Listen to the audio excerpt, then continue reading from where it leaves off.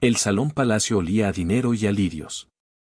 Cientos, miles de lirios blancos, tan dulces que empalagaban, mezclados con el aroma caro del champán francés y el perfume de 200 personas que fingían no estar midiéndose unas a otras. Esta era la boda de mi hermana, Renata.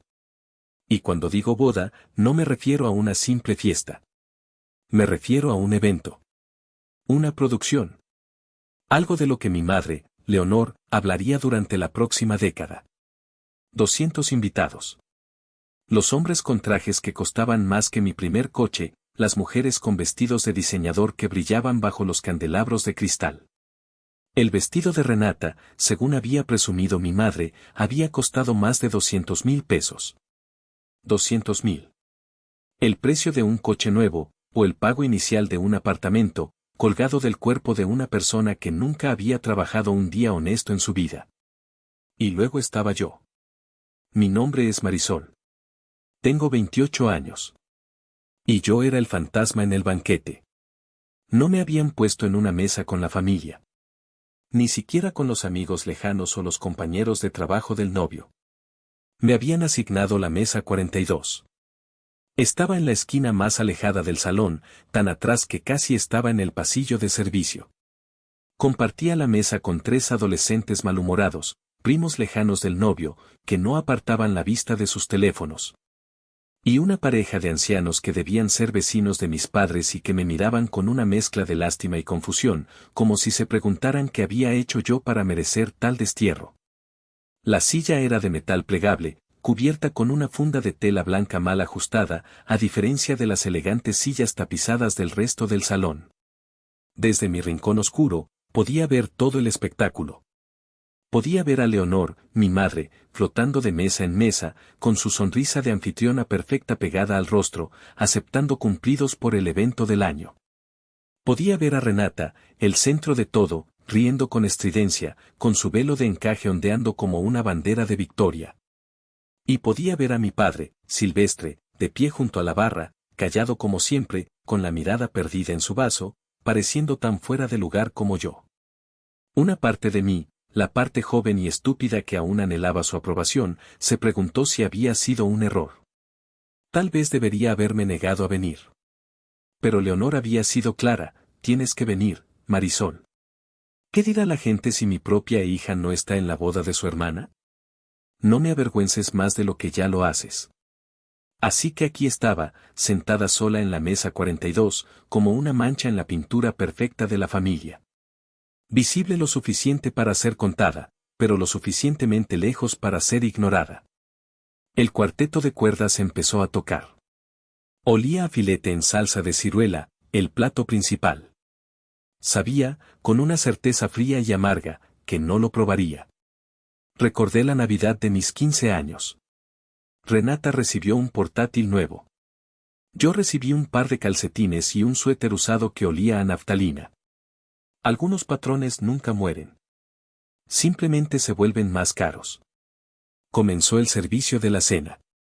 Los meseros, vestidos con uniformes impecables, se movían con una eficiencia silenciosa. Platos de porcelana fina, con el emblema dorado del salón palacio, descendían sobre las mesas. Vi el filete perfectamente cocido, las verduras artísticamente dispuestas, el brillo de la salsa oscura bajo la luz de los candelabros.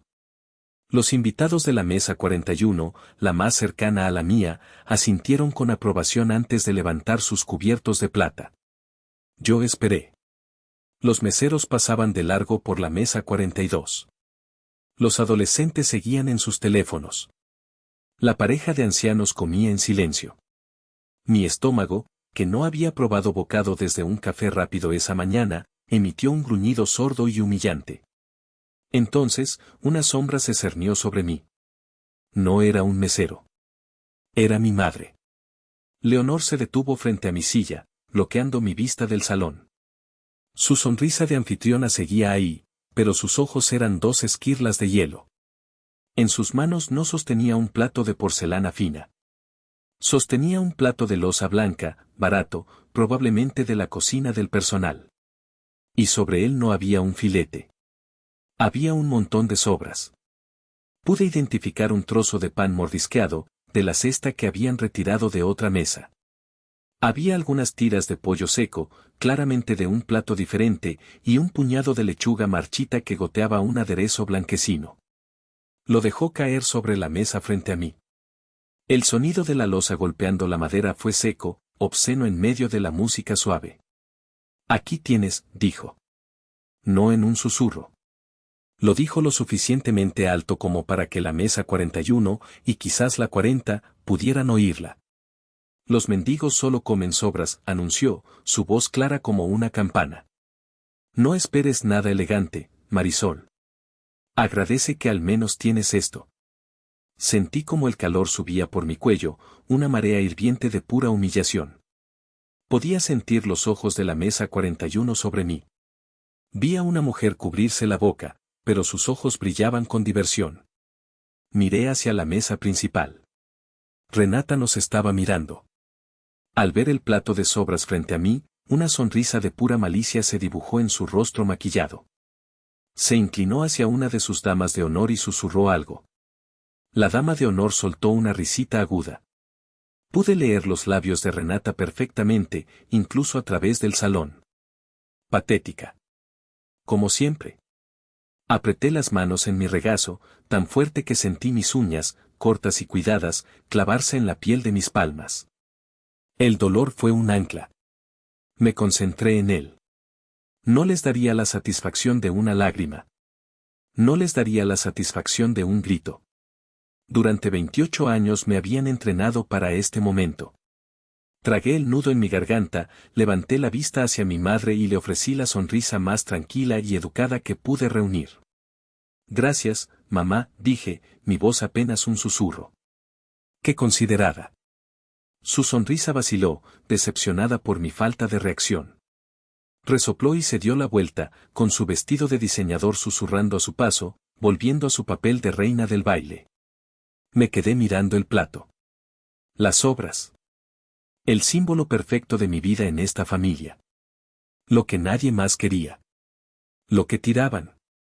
Eso era yo para ellos. Me quedé sentada, mirando el plato de comida de perro, durante lo que parecieron 10 minutos. La música seguía sonando. La gente reía y hablaba.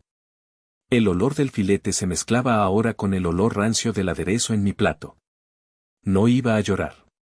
No iba a gritar. Y ciertamente, no iba a comer esa basura. Había soportado suficientes humillaciones para toda una vida. Había venido, como ella quería. Me había sentado en la mesa de los castigados. Había aceptado su plato de insultos con una sonrisa.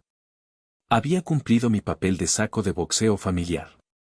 Pero ya era suficiente. Lentamente, sin hacer ruido, empujé la silla de metal hacia atrás. El sonido de las patas raspando el suelo de mármol fue casi imperceptible. Alicé mi vestido. Era un vestido sencillo, de seda azul marino, sin adornos. Me había costado una pequeña fortuna, una fortuna que había ganado yo misma, pero ellos no verían eso. Solo verían que era simple. Me levanté. Los adolescentes ni se dieron cuenta. La pareja de ancianos me miró con lástima, y el hombre incluso hizo un gesto de asentimiento, como si aprobara mi retirada silenciosa. Mi plan era simple, caminar directamente hacia la gran puerta de roble, salir al aire fresco de la noche, tomar el primer taxi y volver a mi apartamento, a mi vida real. Una vida donde yo no era la mesa 42. Una vida donde yo importaba. Para llegar a la salida, tenía que bordear la pista de baile. Mi camino me llevaría inevitablemente más allá de la mesa principal. Bien. Que me vieran irme. Empecé a caminar, con la cabeza alta. Podía sentir el leve temblor en mis manos, pero mis pasos eran firmes. Uno frente al otro. Pasé junto a la mesa 30. La mesa 20. Estaba a punto de pasar la mesa principal, la gran mesa rectangular donde Renata y su nuevo esposo, Tadeo, presidían la fiesta. No los miré. Mantuve mis ojos fijos en la puerta de salida. Estaba casi a salvo. ¿Marisol? La voz no era de mi madre ni de mi hermana. Era una voz masculina, confundida. No me detuve. Entonces, la voz gritó, esta vez no confundida, sino cargada de un pánico puro e inequívoco. ¿Jefa? Me detuve en seco. El corazón me dio un vuelco tan fuerte que me dolió el pecho. ¿Y jefa, qué hace usted aquí? Me giré lentamente. El novio, Tadeo, estaba de pie. Había tirado su silla hacia atrás con tanta fuerza que casi se había caído. Su rostro, normalmente bronceado y sereno, estaba pálido como un fantasma. Sus ojos estaban desorbitados, fijos en mí, su boca abierta en una O de absoluto terror. El tiempo se detuvo. La orquesta, a mitad de una melodía de vals, falló. Las cuerdas chirriaron y luego se apagaron, una por una, como velas en el viento. El murmullo de las 200 conversaciones se cortó como con un cuchillo. En el salón lleno de gente, ahora reinaba un silencio tan profundo, tan pesado, que se podía oír. Escuché un tenedor de plata caer de la mano de alguien en la mesa 15. El clank metálico contra el plato de porcelana sonó como un disparo de pistola en la quietud absoluta. 200 pares de ojos dejaron de mirar a la novia. Dejaron de mirar a la madre de la novia. 200 pares de ojos, como un solo organismo, se giraron y se clavaron en mí. El fantasma. La mancha. La chica de las obras en la mesa 42. Tadeo seguía de pie, temblando visiblemente, con el brazo extendido, señalándome. Jefa. Susurró de nuevo, pero en el silencio, sonó como un grito. Miré a mi familia. La sonrisa de Leonor, mi madre, se había congelado en su rostro. Se había solidificado, agrietándose en los bordes. El color desapareció de sus mejillas tan rápido como si le hubieran abierto una vena. Sus ojos se movieron de Tadeo a mí, y de nuevo a Tadeo, su mente privilegiada tratando de procesar una información que no tenía sentido. Renata fue la más lenta. Su rostro pasó de la diversión, al verme irme, a la confusión. Que, empezó a decir, molesta porque su nuevo esposo le estaba prestando atención a su patética hermana. Agarró el brazo de Tadeo. Tadeo, cariño, ¿qué te pasa? Es solo Marisol. Siéntate. Pero Tadeo no la escuchaba. Me miraba a mí como si hubiera visto al diablo. Y entonces, un pensamiento claro, frío y absolutamente terrible atravesó mi mente. Mierda. Por supuesto. Tadeo. El prometido del que Renata había estado presumiendo durante 6 meses. Es tan guapo, Marisol. Tan exitoso. Trabaja en finanzas, o algo así. Yo lo conocía como Tadeo Ramírez, mi nuevo director de marketing en el Grupo Herrera. Un joven brillante, ambicioso, que había contratado hacía 6 meses. Un hombre que me reportaba directamente a mí. Un hombre que me temía y respetaba. Un hombre que solo me conocía por mi nombre profesional, Marisol Solís. El apellido de mi abuela. Nunca había conectado los puntos. ¿Por qué lo haría? Mi familia y mi trabajo eran 2 universos separados, sellados herméticamente. Mi familia no sabía, ni le importaba, lo que yo hacía, solo sabían que tenía un trabajo de oficina. Y Renata nunca, jamás, le mostraría a su prometido una foto de su patética hermana mayor. La colisión de mis 2 mundos estaba ocurriendo ahora, en el peor lugar posible. Y Tadeo acababa de detonar la bomba. Las paredes invisibles que me habían rodeado en la mesa 42 no solo se habían roto. Se habían evaporado. De repente, yo no estaba en la esquina. Estaba en el centro del escenario, bajo un foco abrasador, y el silencio expectante de la multitud era un rugido en mis oídos. Si te está gustando esta historia y quieres saber qué pasa a continuación, por favor, tómate un segundo para darle me gusta a este video y suscribirte al canal. Y déjame un comentario diciéndome desde qué ciudad del mundo estás escuchando esto. Cada comentario, cada me gusta, ayuda a que esta historia llegue a más personas. Muchas gracias por tu apoyo, y ahora, sigamos con la historia. Permítanme explicarles quién soy. O más bien, quién es Marisol Solís. Mi familia me conoce como Marisol Pérez. La hija decepcionante. La que no era tan bonita como Renata, ni tan encantadora como Renata.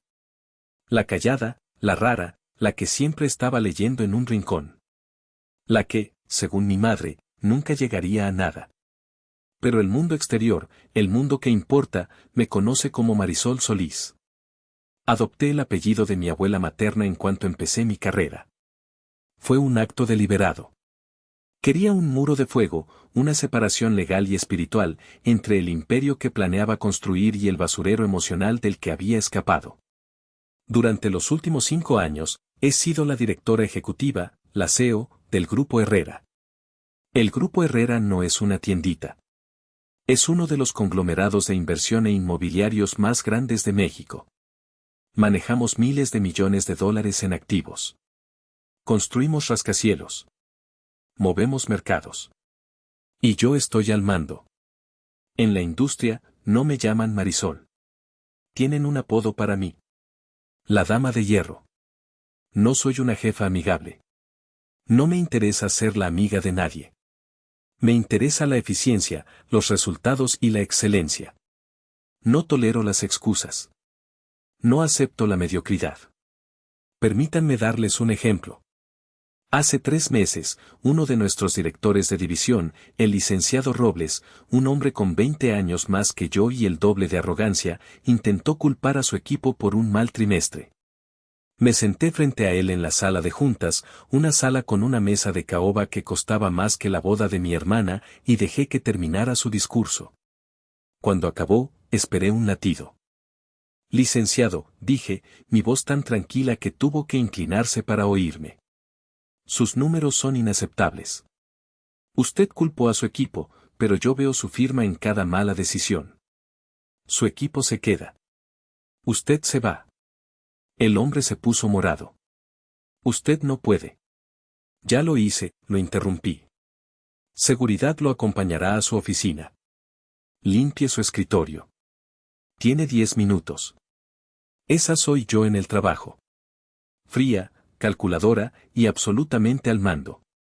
Y Tadeo Ramírez, el hombre que ahora temblaba frente a los lirios de su boda, era mi más reciente contratación. Era el nuevo director de marketing. Lo había entrevistado personalmente. Era inteligente, agudo y tenía la cantidad justa de ambición. Y me tenía un miedo reverencial. En cada reunión, sus ojos nunca dejaban los míos, tomando notas, asintiendo. Sí, jefa. Por supuesto, jefa. Entendido, señora Solís. Y ahora, la jefa, la señora Solís, la Dama de Hierro, estaba parada en medio del salón palacio, después de que su madre le ofreciera un plato de sobras. ¿Cómo llega una mendiga a ser la Dama de Hierro? No fue fácil. Fue un infierno. El día que cumplí 18 años, tuve la audacia de preguntarle a Leonor por qué Renata había recibido un coche nuevo por su 17º cumpleaños, y yo ni siquiera había recibido una felicitación. La respuesta de Leonor fue rápida y brutal.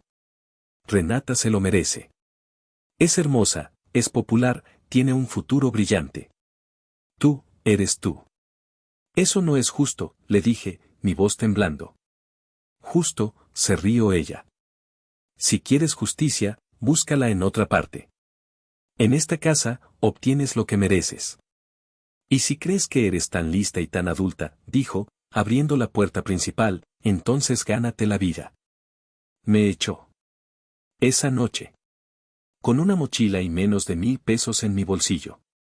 Pensó que volvería arrastrándome en una semana. Pensó que me rompería. No me conocía en absoluto. Alquilé el cuarto más barato que pude encontrar, un cuarto de azotea en un edificio viejo, que olía a humedad y gas. Y conseguí trabajo. No 1. 3. Mi vida se convirtió en un borrón de agotamiento. De las 6 de la mañana a las 2 de la tarde, era mesera en una pequeña taquería en la colonia Doctores. Soportaba a los clientes groseros y las manos inapropiadas de los cocineros, todo por las propinas que necesitaba para la renta. El olor a grasa de la carne al pastor se impregnaba en mi pelo y en mi piel. De las 3 de la tarde a las 7 de la tarde, era repartidora en bicicleta para una farmacia local. Pedaleaba por toda la ciudad, bajo el sol abrasador o la lluvia torrencial, entregando medicamentos a ancianos. Mis piernas ardían constantemente. Recuerdo una noche, estaba lloviendo a cántaros. Un coche de lujo, un Mercedes negro brillante como el que conducía Leonor, pasó a toda velocidad junto a mí, atravesando un charco y empapándome de agua sucia y fría. Me caí de la bicicleta. La bolsa de papel con los medicamentos se deshizo. Me senté en la acera, empapada hasta los huesos, y lloré. Lloré de rabia, de cansancio, de hambre, y de una soledad tan profunda que dolía físicamente. Luego, de 8 de la noche a medianoche, era personal de limpieza en un edificio de oficinas en el centro. Trapeaba suelos, vaciaba papeleras, limpiaba baños que otros habían ensuciado sin pensar. Llegaba a mi cuarto a la 1 de la mañana, dormía 4 horas, y volvía a empezar. Esa fue mi vida durante 2 años. 3 trabajos, 18 horas al día, 7 días a la semana. Mientras Renata iba a fiestas y elegía universidades caras. Uno de esos 3 trabajos era el de auxiliar de limpieza en el turno de noche de un hospital privado. Era el trabajo más duro. El más triste. Pero pagaba un poco mejor. Una noche, serían las 3 de la mañana. Estaba trapeando el pasillo de la sala de espera de urgencias. Estaba muerta de cansancio, moviéndome como un autómata.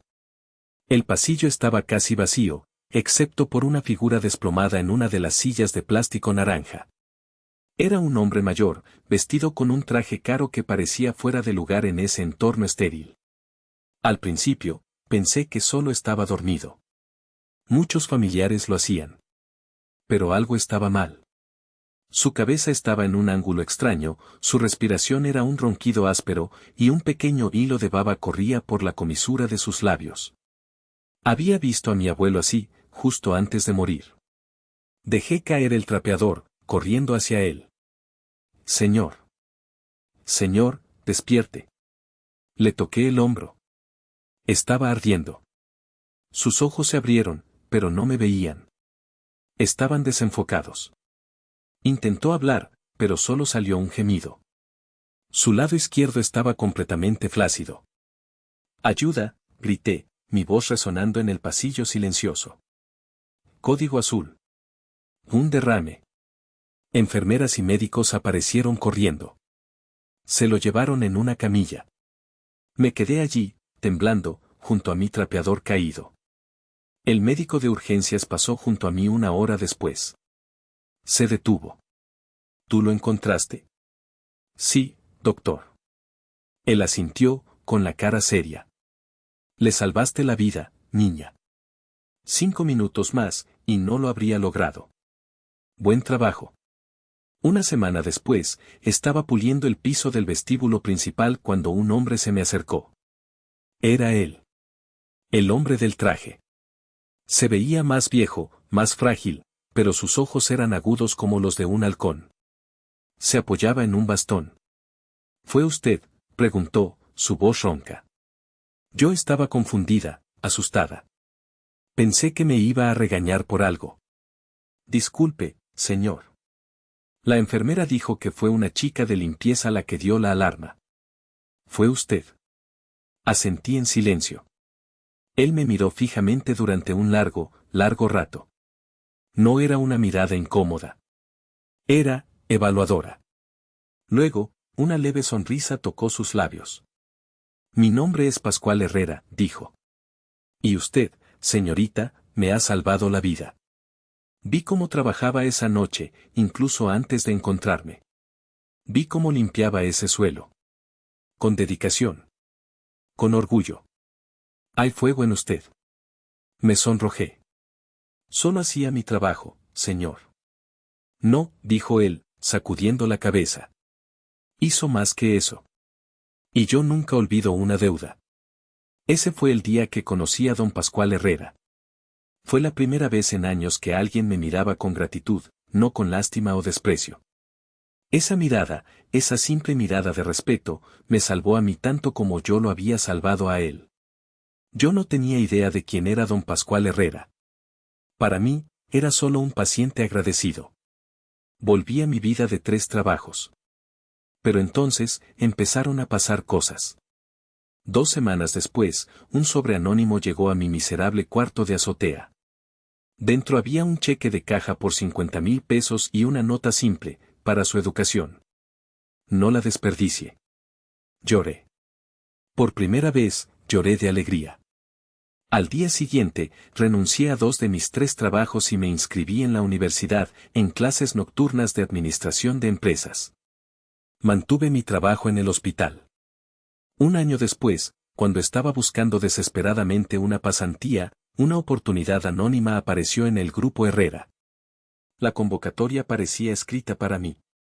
Apliqué, pensando que no tenía ninguna posibilidad. Me llamaron. La entrevista fue la más difícil de mi vida. Me hicieron pedazos. Pero yo estaba acostumbrada a que me hicieran pedazos. Respondí cada pregunta con la verdad brutal de mi experiencia en la calle. Me contrataron. Años después, don Pascual me lo confesó. Yo arreglé la entrevista, Marisol. Pero tú ganaste el trabajo. Les dije que si no te contrataban después de hablar contigo, los despediría a ellos por estúpidos. Él abrió la puerta, pero yo tuve que derribar el muro. Mi vida se convirtió en un solo objetivo, el éxito. Mientras Renata iba de fiesta en fiesta, yo estudiaba hasta las 4 de la mañana. Mientras Leonor se burlaba de mi trabajito de oficina, yo estaba en reuniones de junta, siendo la única mujer y la más joven en la sala, destrozando los argumentos de hombres que me doblaban la edad. Dormía debajo de mi escritorio para cumplir con las fechas límite. Sacrifiqué amistades. Sacrifiqué relaciones. Sacrifiqué mi salud. Escalé esa escalera corporativa no con gracia, sino con las uñas y los dientes. Don Pascual fue mi mentor. Me enseñó a ser dura. Me enseñó a ser implacable. Me enseñó que en los negocios, la piedad es un lujo que no puedes permitirte. Él era la figura paterna que Silvestre nunca pudo ser, y yo me convertí en la heredera empresarial que él nunca tuvo. Hace 5 años, cuando don Pascual decidió retirarse parcialmente, nombró a su sucesora. A mí. Marisol Solís, la dama de hierro, CEO del Grupo Herrera. Hace 2 años, estaba sentada en mi oficina. Una oficina en la esquina del piso 50 de la Torre Herrera, con vistas a toda la Ciudad de México. Tenía un apartamento de lujo en Polanco. Un coche con chofer. Ropa que costaba más que la renta de un año de mi antiguo cuarto de azotea. Lo había logrado. Tenía poder. Tenía dinero. Tenía respeto. Pero estaba vacía. Y estaba furiosa. Tenía éxito, pero no tenía paz. Las voces de Leonor y Renata seguían en mi cabeza. Patética. Mendiga. Inútil. Nunca llegarás a nada. Necesitaba respuestas. Ya no era una cuestión de dolor, era una cuestión de lógica. ¿Por qué? ¿Por qué tanto odio? ¿Por qué tanta crueldad dirigida solo a mí, mientras Renata era tratada como una diosa? No tenía sentido. Esa noche, fui a mi caja fuerte personal. Detrás de los estados de cuenta y los documentos de propiedad, había un objeto que valía más para mí que cualquier otra cosa. Un viejo diario con cubierta de cuero gastado. Lo abrí. Las páginas estaban amarillas, la tinta corrida en algunos lugares por las lágrimas. 24 de diciembre, Leonor dijo que arruiné la Navidad. 15 de marzo, Renata rompió mi proyecto de ciencias y me culparon a mí. 1 de mayo, Leonor me dijo que ojalá nunca hubiera nacido. No era un diario. Era un libro de contabilidad del dolor. Era la evidencia. Cerré el libro. Cogí el teléfono. Llamé al mejor investigador privado de México. Un exagente federal conocido por encontrar cosas que no querían ser encontradas. Quiero que investigue a mi familia, le dije, mi voz tan fría como el acero. A Leonor Pérez. A Renata Pérez. Quiero saberlo todo. Cada cuenta bancaria, cada registro escolar, cada secreto. No repare en gastos. Estaba cansada de sentir. Era hora de saber. 3 semanas después, el investigador, un hombre llamado Fuentes, estaba sentado frente a mí en mi oficina. Puso una carpeta gruesa sobre mi escritorio de caoba. Señora Solís, dijo, su rostro impasible, esto es, más complicado de lo que pensaba. Abrí la carpeta. Lo primero que vi fue una copia del certificado de nacimiento de mi hermana, Renata Pérez. Y junto a él, otro documento. El de la izquierda es el que su madre tiene, dijo Fuentes. El de la derecha es el real, enterrado en los archivos del hospital. Es una copia al carbón.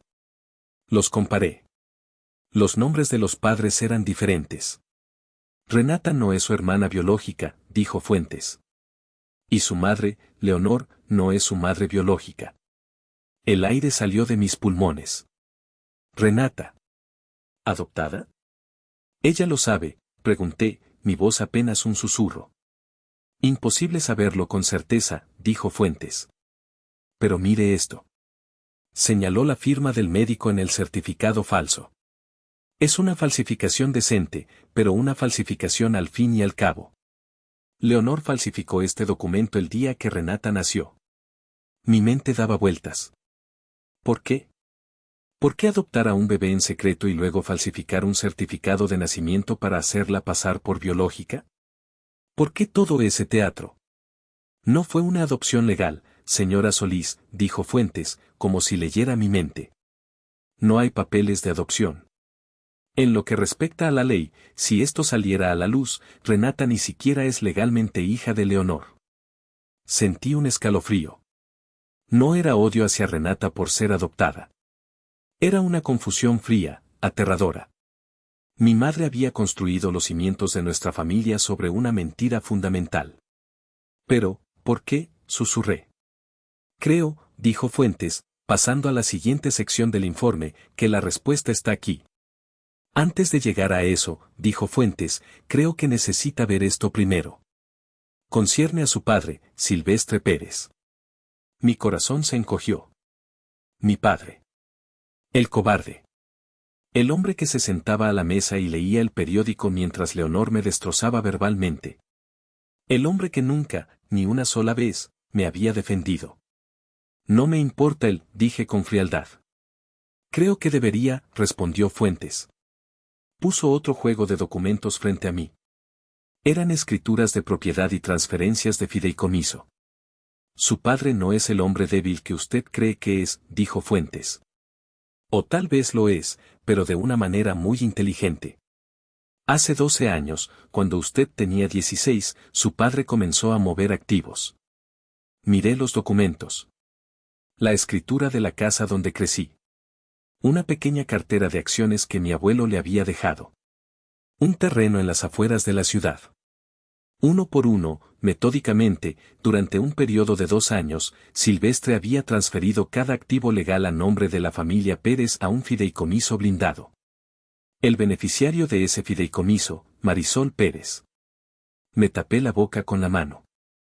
Las lágrimas brotaron de mis ojos antes de que pudiera detenerlas.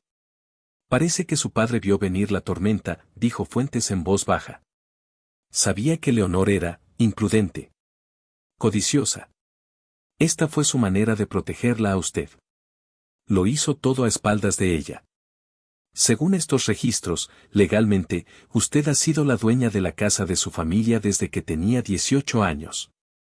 Me derrumbé en mi silla, sollozando. Todos esos años. Todos esos años odiando a mi padre por su silencio, por su cobardía. Y todo ese tiempo, él estaba cometiendo el acto de rebelión más silencioso y profundo posible. Estaba atrapado en un matrimonio con una mujer monstruosa, pero se había asegurado de que el monstruo no se quedara con todo. Había soportado el desprecio de su esposa, y peor aún, el odio silencioso de su única hija biológica, todo para asegurarse de que yo tuviera un futuro. No era débil. Era el hombre más fuerte que había conocido. Y yo no lo sabía. Me tomó varios minutos recomponerme. La revelación sobre mi padre me había destrozado y reconstruido en un instante. Está bien, Fuentes, dije, secándome las lágrimas con rabia. Mi padre me protegió. Lo entiendo. Ahora dígame por qué. ¿De qué me estaba protegiendo exactamente? ¿Por qué el fraude de Renata? Fuentes asintió, su rostro sombrío. Aquí es donde se pone feo, señora Solís. Pasó a la siguiente sección. Investigué a los padres biológicos de Renata. Sus nombres eran Enrique y Sofía Alarcón. El nombre no me sonaba de nada. Eran terratenientes, continuó Fuentes. Una familia adinerada de Querétaro. Dueños de viñedos. Muy ricos. Murieron hace 27 años. Un accidente aéreo privado. Dejaron una hija recién nacida. Renata. Sentí que el hielo volvía a mis venas.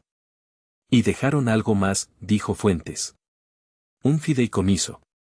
Un fondo multimillonario para el cuidado de su hija, que se le entregaría cuando cumpliera 30 años.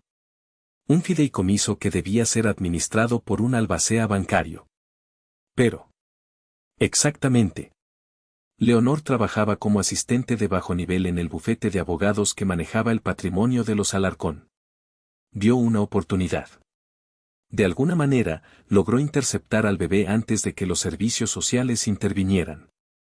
Falsificó el certificado de nacimiento, se mudó a la Ciudad de México y le dijo a todos que había tenido una hija. ¿Y el dinero?, pregunté, aunque ya sabía la respuesta. Falsificó documentos. Se presentó al banco como la madre biológica, creando una identidad falsa para un supuesto padre que había muerto. Logró convencerlos de que le dieran el control de las finanzas. Y durante 27 años, señora Solís, ha estado saqueando ese fideicomiso.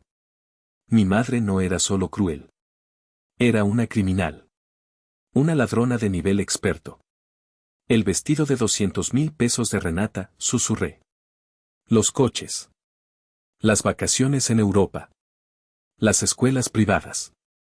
Todo pagado con el dinero de los padres muertos de Renata, confirmó Fuentes.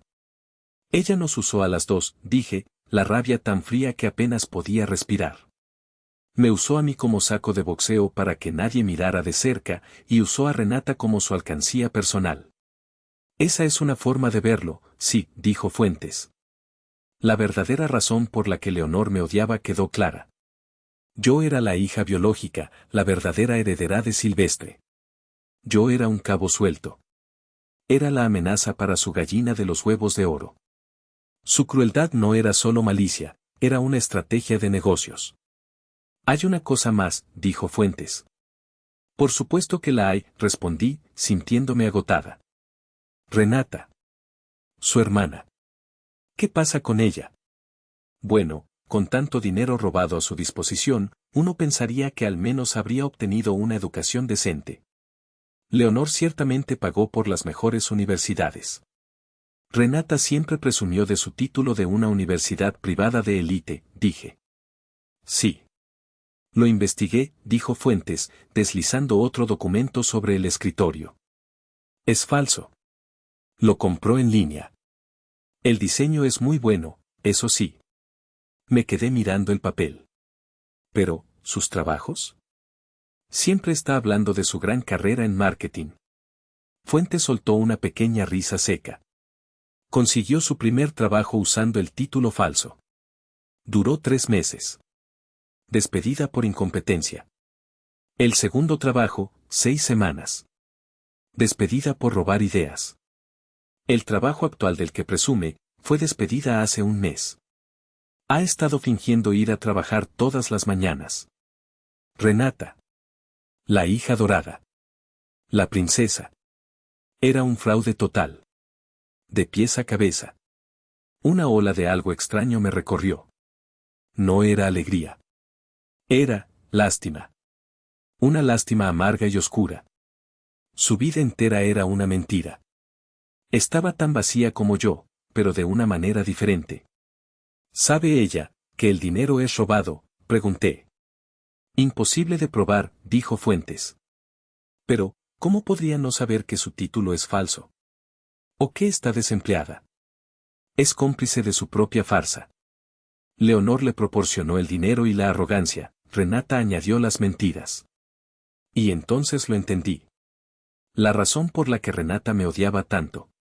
La razón por la que disfrutaba tanto mi humillación.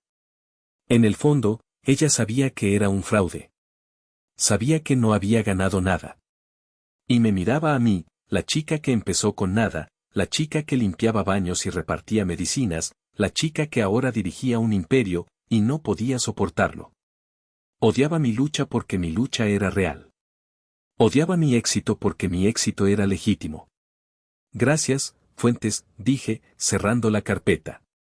Es todo lo que necesito. ¿Qué va a hacer, señora Solís? Tomé la gruesa carpeta. Por ahora, nada.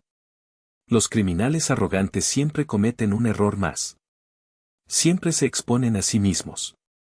Esperaré a que me den la oportunidad perfecta. Me senté allí, en mi oficina de $50 millones, con el informe de la destrucción total de mi familia en mis manos. Y esperé. Esperé 2 años. Hasta esta noche. Y así, volvimos al presente. Al salón palacio. Al silencio ensordecedor. Tadeo estaba pálido, mirándome con un terror que empezaba a convertirse en comprensión. Miró el plato de sobras en mi mesa. Miró a Leonor, cuyo rostro estaba lívido. Miró a Renata, que seguía tirando de su brazo, gritando en susurros, «Tadeo. Siéntate. Estás haciendo una escena». «Suéltame, Renata», dijo él, su voz era baja y dura. Se soltó de su agarre. Dio 2 pasos hacia el escenario, donde la banda había dejado sus instrumentos. Agarró el micrófono del atril del cantante. El leve chirrido de la retroalimentación hizo que todos saltaran. «Buenas noches», dijo Tadeo al micrófono. Su voz temblaba, pero ganaba fuerza. «Sé que todos están confundidos. Permítanme aclarar». Se giró, no hacia Renata, sino hacia la multitud. «Mi padre es don Pascual Herrera». Un jadeo colectivo recorrió el salón. El nombre Herrera era sinónimo de poder en esta ciudad. Pude ver a Leonor y Renata palidecer aún más. Habían pescado un pez mucho, mucho más grande de lo que pensaban. Mi padre, continuó Tadeo, cree que el éxito debe ganarse, no heredarse. Hace 6 meses, me dijo que si quería tener algún día un lugar en su empresa, tenía que empezar desde abajo. Bueno, no exactamente desde abajo. Me consiguió un puesto de director de marketing. Pero con una condición, tenía que aprender de la mejor. De la persona en la que él más confía en el mundo. Tadeo levantó la mano y me señaló directamente a mí, todavía parada junto a la mesa 42. Esa persona, es ella. Marisol Solís. Mi jefa. El murmullo se convirtió en un rugido. La gente se giraba, señalaba. Yo era el centro de un huracán. Este matrimonio, dijo Tadeo, y su voz se quebró de emoción, fue un arreglo. Un estúpido arreglo de negocios entre familias que mi padre pensó que era una buena idea. Yo acepté por deber. Por deber. Renata soltó un sollozo. Tadeo, no. Cállate, Renata, gritó él. Todo este tiempo, me mentiste. Y me dijiste que tu hermana era una don nadie. Una oveja negra. ¿Y tu madre? Miró a Leonor con pura repulsión. Vi lo que hizo. Y vi el plato de sobras. Se volvió hacia mí, y vi algo en sus ojos que no era miedo. Era una admiración profunda y dolida. Jefa. Señora Solís. Marisol. Yo nunca quise a Renata. La única mujer que he admirado en los últimos 6 meses, la única mujer por la que siento algo, es usted. La sala explotó. Renata se llevó las manos a la cara, un chillido de horror escapando de sus labios. Leonor parecía que iba a vomitar. Y yo estaba furiosa. ¿Cómo se atrevía? ¿Cómo se atrevía a usarme, a humillar a mi hermana, por mucho que la odiara, y a convertir este circo en su propia telenovela personal? Había esperado 2 años para este momento. Y nadie, ni siquiera el hijo de mi mentor, me lo iba a robar. Avancé. El mar de invitados se abrió para mí. Caminé directamente hacia el escenario. Tadeo seguía allí, respirando con dificultad, con el micrófono en la mano, luciendo como si acabara de confesar un asesinato. Sin decir una palabra, tomé el otro micrófono del atril de al lado. Estaba pesado y frío en mi mano. Me giré, no hacia Tadeo, sino hacia la mesa principal. Hacia mi familia. El silencio volvió, pero esta vez, no era de confusión. Era de anticipación. Estaban esperando la siguiente escena. Tadeo, dije, mi voz resonando, tranquila y fría, por todo el salón. Aprecio tus sentimientos. Son inapropiados, equivocados y profundamente poco profesionales. Hablaremos de tu futuro en la empresa el lunes. La cara de Tadeo se contrajo. Había esperado que corriera a sus brazos, o algo así. Es un idiota. Pero, continué, tiene razón en una cosa. Esta noche se han dicho muchas mentiras. Y creo que es hora de una auditoría. Caminé hasta el borde del escenario. Miré directamente a mi madre. Leonor. Su nombre, dicho con mi voz deseo, la hizo saltar. Esta noche, me llamaste, mendiga. Me diste las obras. Marisol, por favor. Empezó ella, intentando salvar las apariencias, su voz era un susurro suplicante. Silencio, ordené. Y ella se calló. 200 personas la vieron callarse ante mi orden. Durante 28 años, continué, hablando a la multitud, pero sin apartar los ojos de ella, me has dicho que soy inútil. Una carga. Una decepción. Una mendiga, pidiendo limosnas de tu amor. Tenías razón. Yo era una mendiga. Mendigaba una pizca de la decencia humana básica que le dabas a los extraños, pero que siempre me negaste a mí. Me giré hacia Renata, que sollozaba en su silla, su cara una máscara de maquillaje corrido. ¿Y tú, Renata? La princesa. Me llamaste, patética. Te reíste. Te reíste de mí cuando trabajaba 18 horas al día limpiando la basura de otros mientras tú ibas de compras con dinero que no era tuyo. Ustedes dos, dije, mi voz bajando, pensaron que yo era el chiste. La basura. Pero mientras ustedes estaban ocupadas riéndose, yo estaba ocupada construyendo. Y ahora, dije, mi voz volviéndose tan dura como el mármol bajo mis pies, es hora de pagar las cuentas. Hablemos de la princesa, dije, caminando lentamente frente al escenario. Vi mi bolso en la silla de la mesa 42. Avancé hacia él. La multitud me abrió paso como las aguas del Mar Rojo. Abrí mi elegante bolso de diseñador, el que había comprado con mi primer bono de 6 cifras. Dentro, junto a mi teléfono, había un delgado maletín de documentos. Las copias. Saqué la primera hoja. Volví al escenario. Hablemos de los impresionantes logros de Renata Pérez. Renata levantó la cabeza, sus ojos rojos e hinchados. Cállate. Cállate. No, le grité, y el poder en mi propia voz me sorprendió. Tú no me dices que me calle. Nunca más. Levanté el papel. El impresionante título de la Universidad Anáhuac. ¿Del qué tanto has presumido, verdad, Renata? ¿Del qué te quejabas de lo difíciles que eran los finales? Dejé caer el papel. Flotó hasta el suelo. Falso. Comprado por internet. Uno muy bueno, eso sí. El logo es casi perfecto. Un jadeo colectivo. Los amigos de Renata la miraban con horror. Oh, ¿y tu brillante carrera en marketing? Saqué otro papel.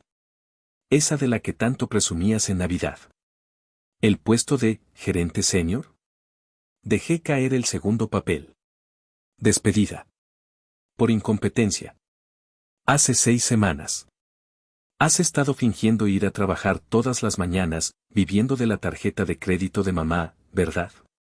Renata escondió su rostro, sus hombros temblando. Toda tu vida, Renata, dije, mi voz ahora más suave, pero más letal, es una farsa. Cada vestido, cada viaje, cada cena cara. Una mentira. Y aquí está la parte más sucia, dije, girándome hacia Leonor. Ni siquiera era su dinero el que gastaban. Y Marisol, basta ya, gritó Leonor, poniéndose de pie. Estás arruinando la boda de tu hermana. La boda de mi hermana, me reí, un sonido seco y sin alegría.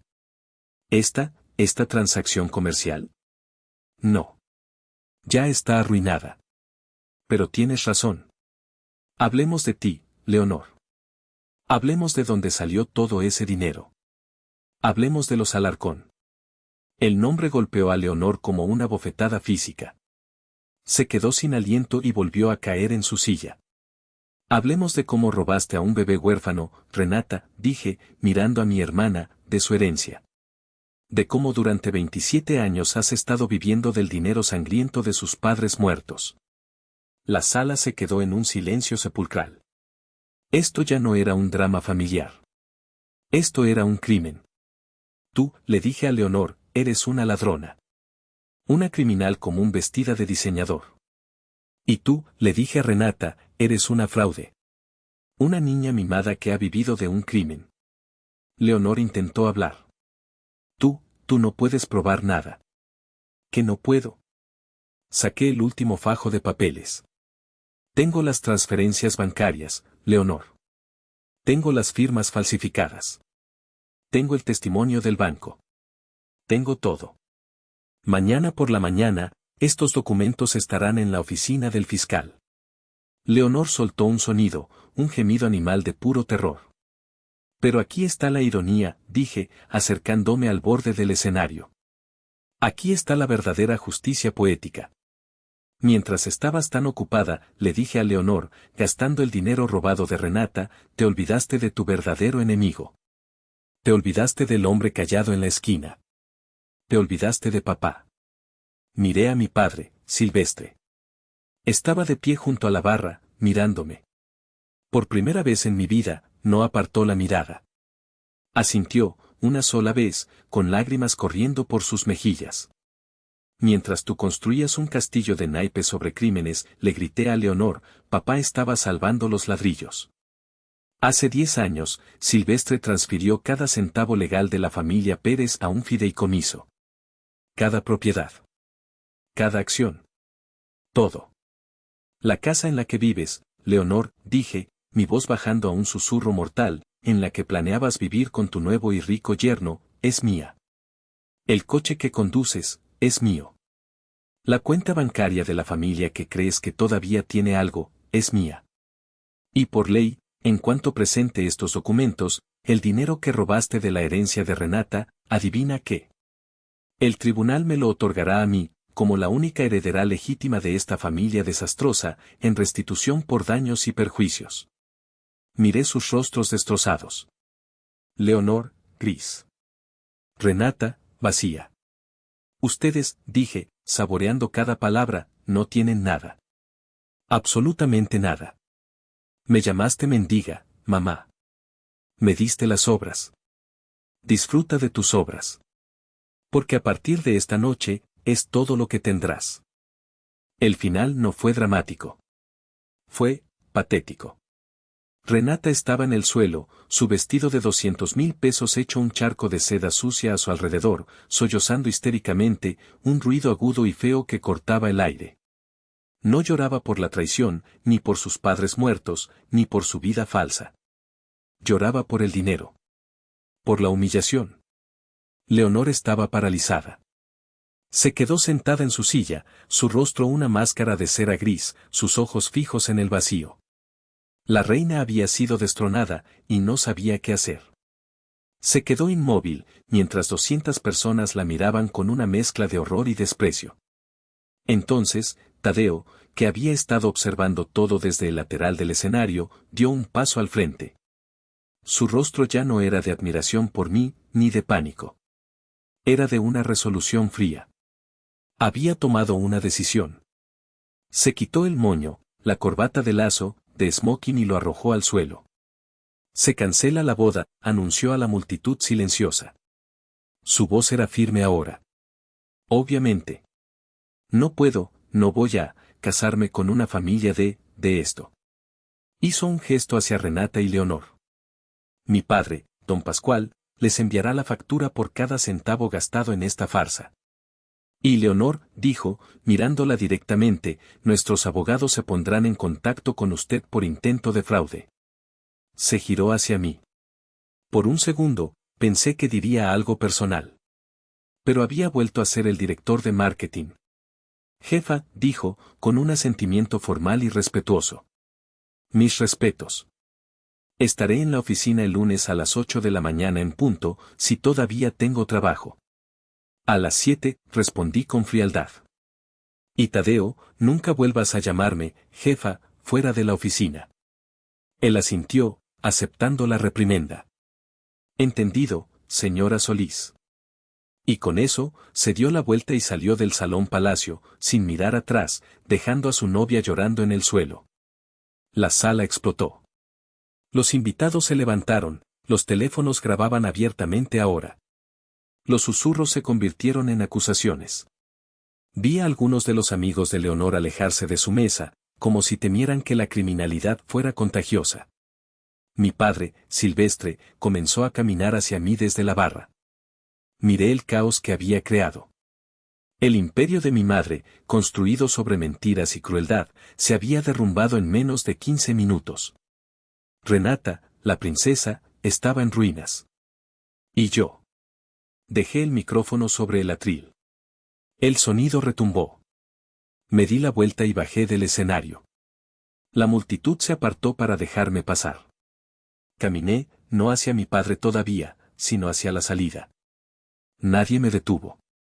Pasé junto a las mesas, ahora llenas de comida a medio comer y copas de champán olvidadas.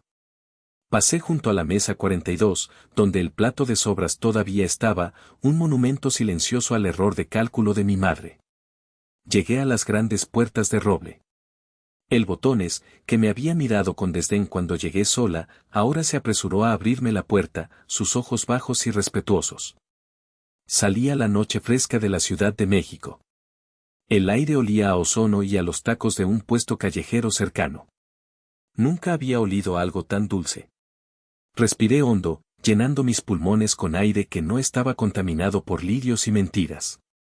No me sentí triunfante. No me sentí feliz. Me sentí ligera. El peso de 28 años de abuso, de dudas, de ira, se había evaporado. Salí del salón, no como la invitada despreciada, no como la mendiga, sino como la dueña que acababa de desalojar a los inquilinos. Por primera vez en mi vida, respiré aire fresco. Me sentí libre. Leonor y Renata lo perdieron todo esa noche. La casa. El dinero. El respeto. Don Pascual se aseguró de que enfrentaran consecuencias legales por el fraude. Me han estado llamando. Mensajes de voz llenos de lágrimas, súplicas, maldiciones y, finalmente, ruegos por dinero. No he respondido. Obtuve mi justicia. Les quité todo, tal como ellos intentaron quitármelo a mí. Pero ahora, en el silencio de mi oficina en el piso 50, me pregunto, ¿hice lo correcto? ¿O fui demasiado lejos? Gracias por escuchar esta historia hasta el final. Si te ha gustado, si te ha hecho sentir algo, por favor, dale, me gusta, y suscríbete al canal para no perderte ningún drama familiar. Y déjame tu opinión en los comentarios, ¿qué hubieras hecho tú en el lugar de Marisol? ¿Merecían lo que les pasó? Me llamo Renata. Tengo 32 años y soy diseñadora gráfica. Vivo en un departamento decente en la colonia Roma, en la Ciudad de México. Es un lugar con pisos de madera que rechinan y una cafetería abajo donde el barista sabe mi orden antes de que abra la boca. Mi vida es tranquila. Estable. Algunos dirían que solitaria, pero yo prefiero pensar que es ordenada. Construí esta vida con mis propias manos, ladrillo por ladrillo, para poner una distancia entre el caos de mi pasado y la calma de mi presente. O eso me gustaba creer. La mañana empezó como cualquier otra. El olor a café recién hecho, el zumbido distante del tráfico de la ciudad. Revisaba correos de clientes, ajustando paletas de colores y tipografías, cuando un nombre apareció en mi bandeja de entrada que me heló la sangre, Gala. Gala. Mi media hermana. La hija perfecta de mi padre y su esposa perfecta. La princesa ignorante. ¿No habíamos hablado en un año? Más. E incluso entonces, solo eran torpes felicitaciones de cumpleaños por mensajes de texto. El asunto del correo decía, detalles de nuestra boda. Mi estómago se contrajo. Hice clic. El correo era todo lo que esperaba.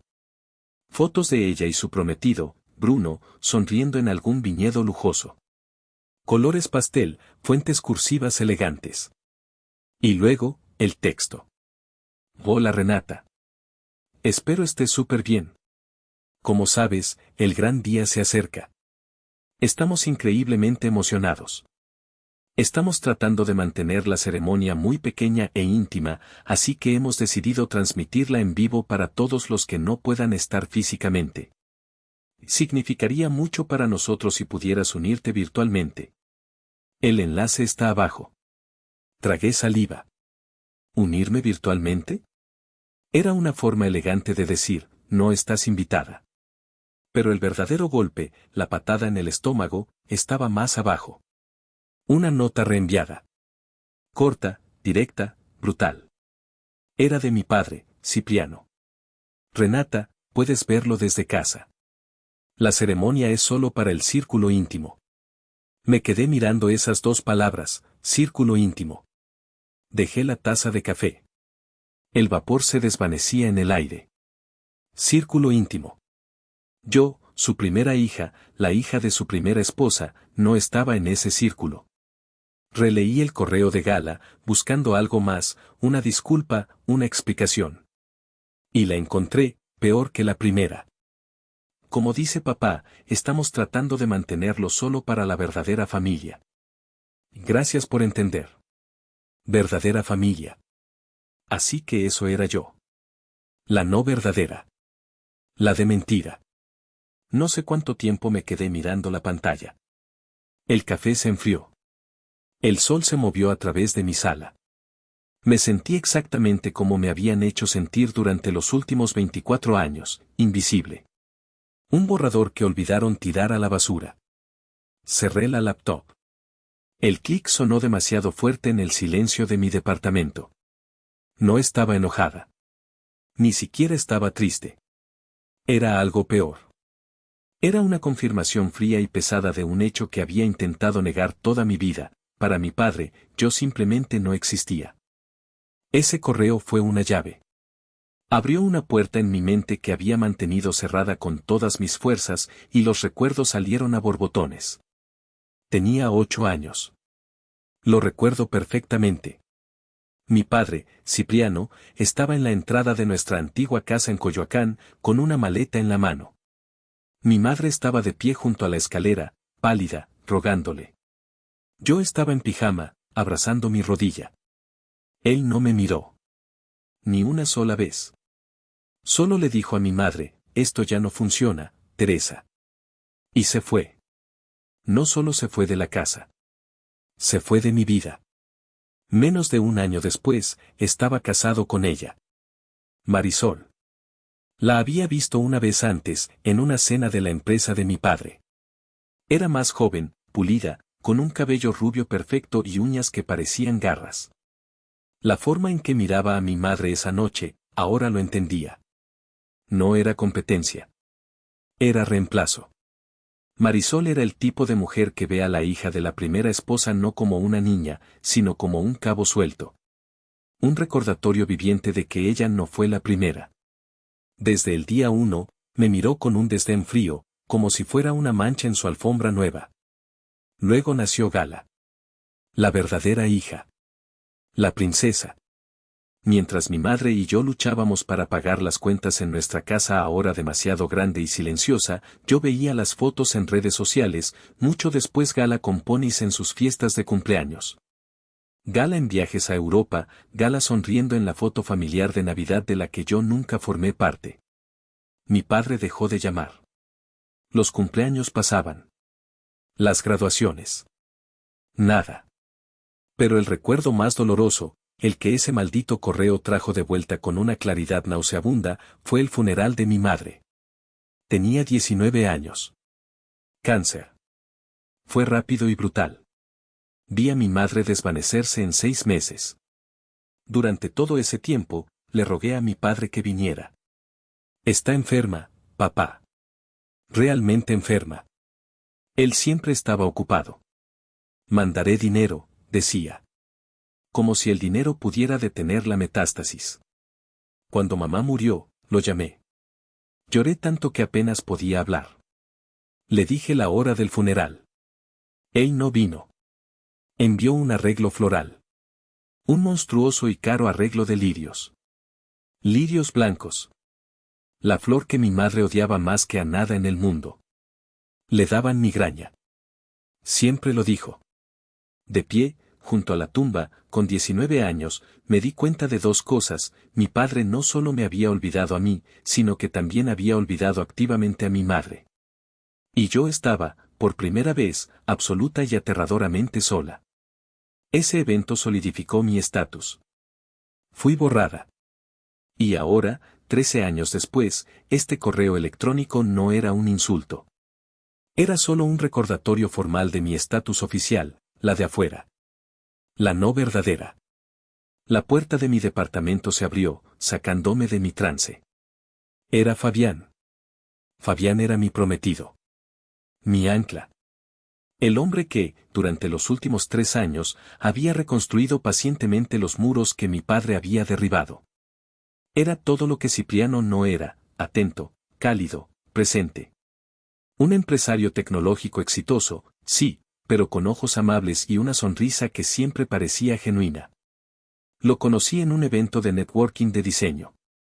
Yo estaba allí mostrando mi portafolio, sintiéndome como un pez fuera del agua entre tantos tiburones de negocios. Él se acercó. Yo estaba nerviosa, tartamudeando, esperando que me descartara como todos los demás. Pero no lo hizo. Tu trabajo de marca es brillante, me dijo, señalando un proyecto que había hecho para una pequeña ONG. Tienes un ojo increíble para el equilibrio. Hablamos durante horas. No sobre negocios, sino sobre la vida, sobre el arte, sobre el ridículo sabor de los canapés que estaban sirviendo. Fue la primera vez en años que me sentí vista. Nuestra relación fue rápida pero sólida. Se mudó conmigo al año. Me propuso matrimonio 6 meses después, en un viaje a Oaxaca, bajo un cielo lleno de estrellas. Con él, la soledad que me había definido desde la muerte de mi madre finalmente comenzó a retroceder. Él entró, dejó su maletín y me vio de pie junto a la ventana, inmóvil. ¿Renata? ¿Amor? ¿Estás bien?, preguntó, su voz llena de esa preocupación genuina que yo amaba. No pude hablar. Solo señalé la laptop. Se acercó, leyó el correo. Su mandíbula se tensó. Vi cómo sus ojos pasaban de la confusión al enojo. Círculo íntimo, dijo en voz baja, casi en un gruñido. ¿Es una puta broma? Me miró, y su rostro se suavizó. Me rodeó con sus brazos. Apoyé mi cabeza en su pecho, inhalando su olor. Me sentí segura. Que se jodan, Renata, susurró. No te merecen. Son un montón de snobs superficiales. Eres demasiado buena para esa gente. Se apartó un poco para mirarme. No necesitas esto. No necesitas su aprobación. ¿Sabes qué? Tenía planes ese fin de semana, pero al diablo. Me quedaré aquí contigo. Pediremos pizza, abriremos una botella de vino, veremos la estúpida transmisión esa y nos burlaremos de sus ridículos sombreros. Me reí. Una risa pequeña, húmeda, pero real. Él me secó una lágrima que no sabía que había caído. Tú y yo, dijo. Somos la única familia que importa. Eres mi verdadera familia, Renata. Que no se te olvide. Lo abracé con fuerza. Sentí que podía respirar de nuevo. Tenía razón. Que se jodieran Cipriano, Marisol y la princesa Gala. Yo tenía a Fabián. Y él era todo lo que necesitaba. Pasaron varios días. La boda se acercaba. Fabián había sido el epítome de la perfección. Más atento que nunca, cocinando la cena, asegurándose de que yo estuviera distraída y de buen humor. Había logrado convencerme de que el correo de la boda no importaba. Pero entonces, a 4 días del evento, algo cambió. Estaba en mi estudio, terminando un diseño de logotipo, cuando Fabián entró en la sala de estar. Su teléfono sonó. Normalmente lo contestaría allí mismo, o me diría quién era. Esta vez, miró la pantalla, frunció el ceño y caminó rápidamente hacia el balcón, cerrando la puerta de cristal tras de sí. Me pareció extraño. Continué trabajando, pero una parte de mi cerebro estaba atenta. Lo vi a través del cristal. Estaba de espaldas a mí, tenso. No era una llamada de trabajo normal. No gesticulaba con entusiasmo como cuando hablaba con inversionistas. Estaba rígido, casi, furtivo. Apagué la música de mi computadora. Me acerqué un poco a la puerta del balcón, fingiendo buscar un libro en el estante cercano. Su voz era baja, urgente.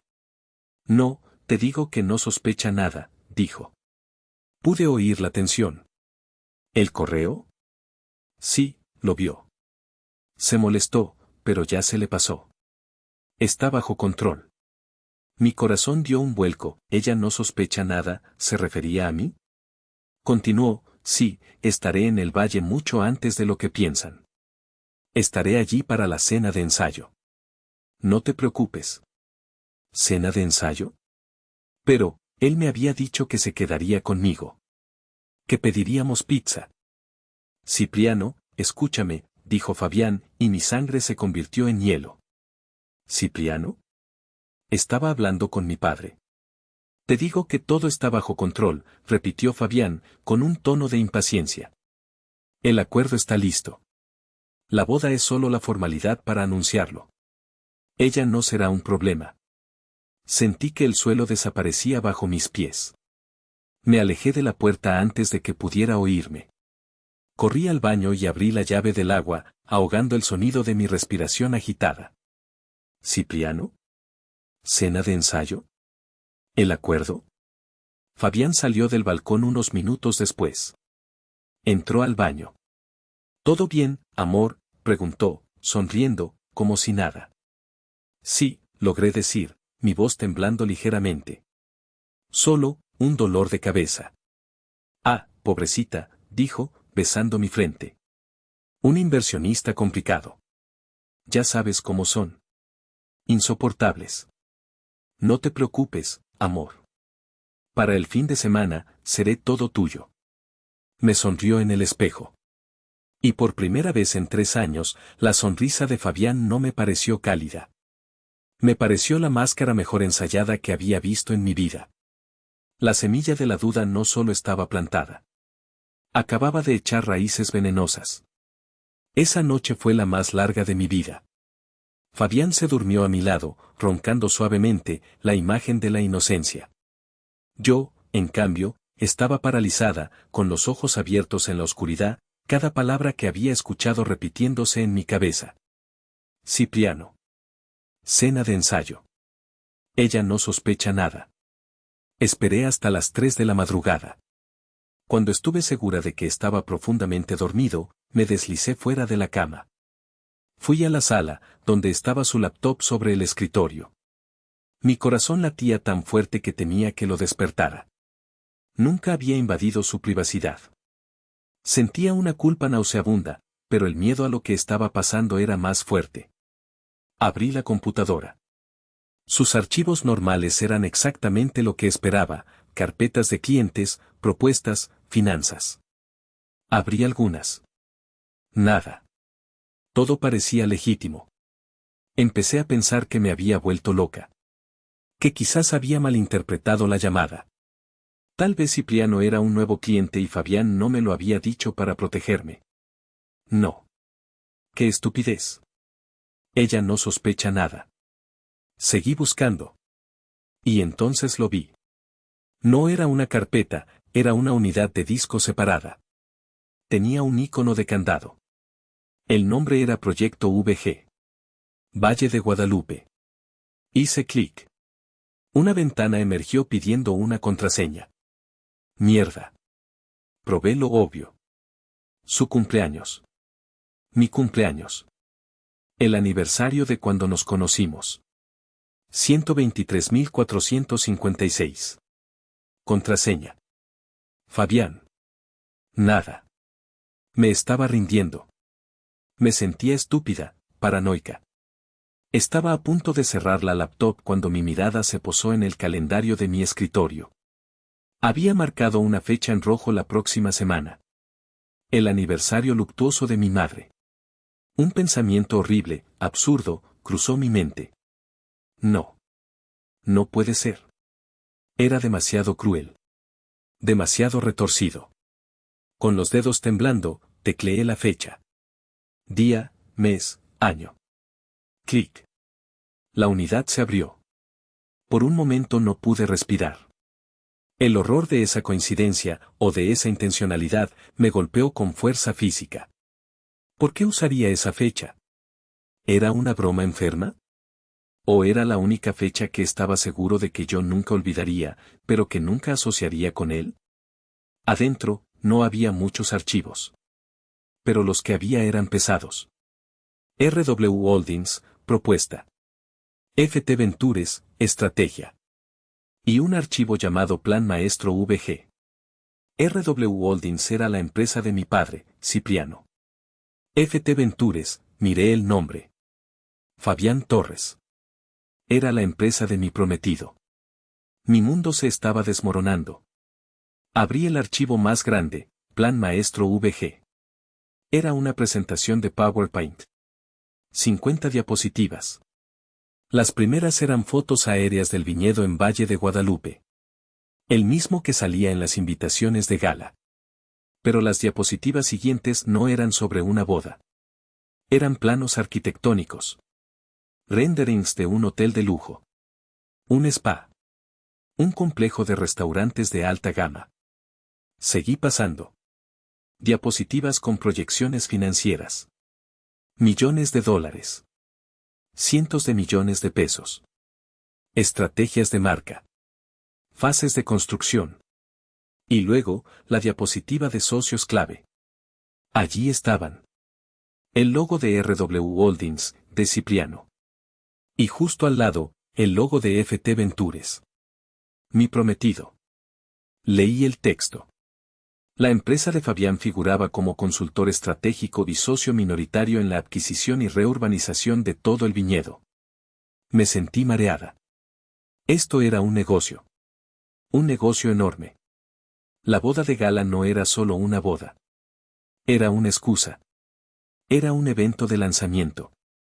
Probablemente estaba llena de inversionistas y prensa de negocios, todos allí para celebrar la unión de Gala y Bruno, sí, pero también para ser testigos del nuevo imperio de Cipriano. Y Fabián.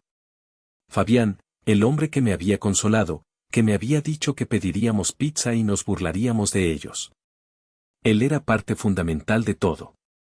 ¿Desde cuándo? Revisé las fechas de los archivos. Algunos tenían más de un año. Un año.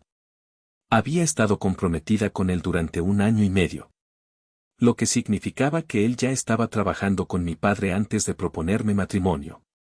O tal vez, justo cuando lo hizo. Un pensamiento aún más oscuro se apoderó de mí. ¿Y si toda nuestra relación, no? Recordé la llamada. Ella no sospecha nada. Ella no será un problema. Me estaban manejando. Yo no era su prometida. Era un riesgo legal. Era la hija olvidada que, si se enteraba, podría tener algún tipo de reclamo, o al menos hacer un escándalo. Así que me pusieron un cuidador. Un espía.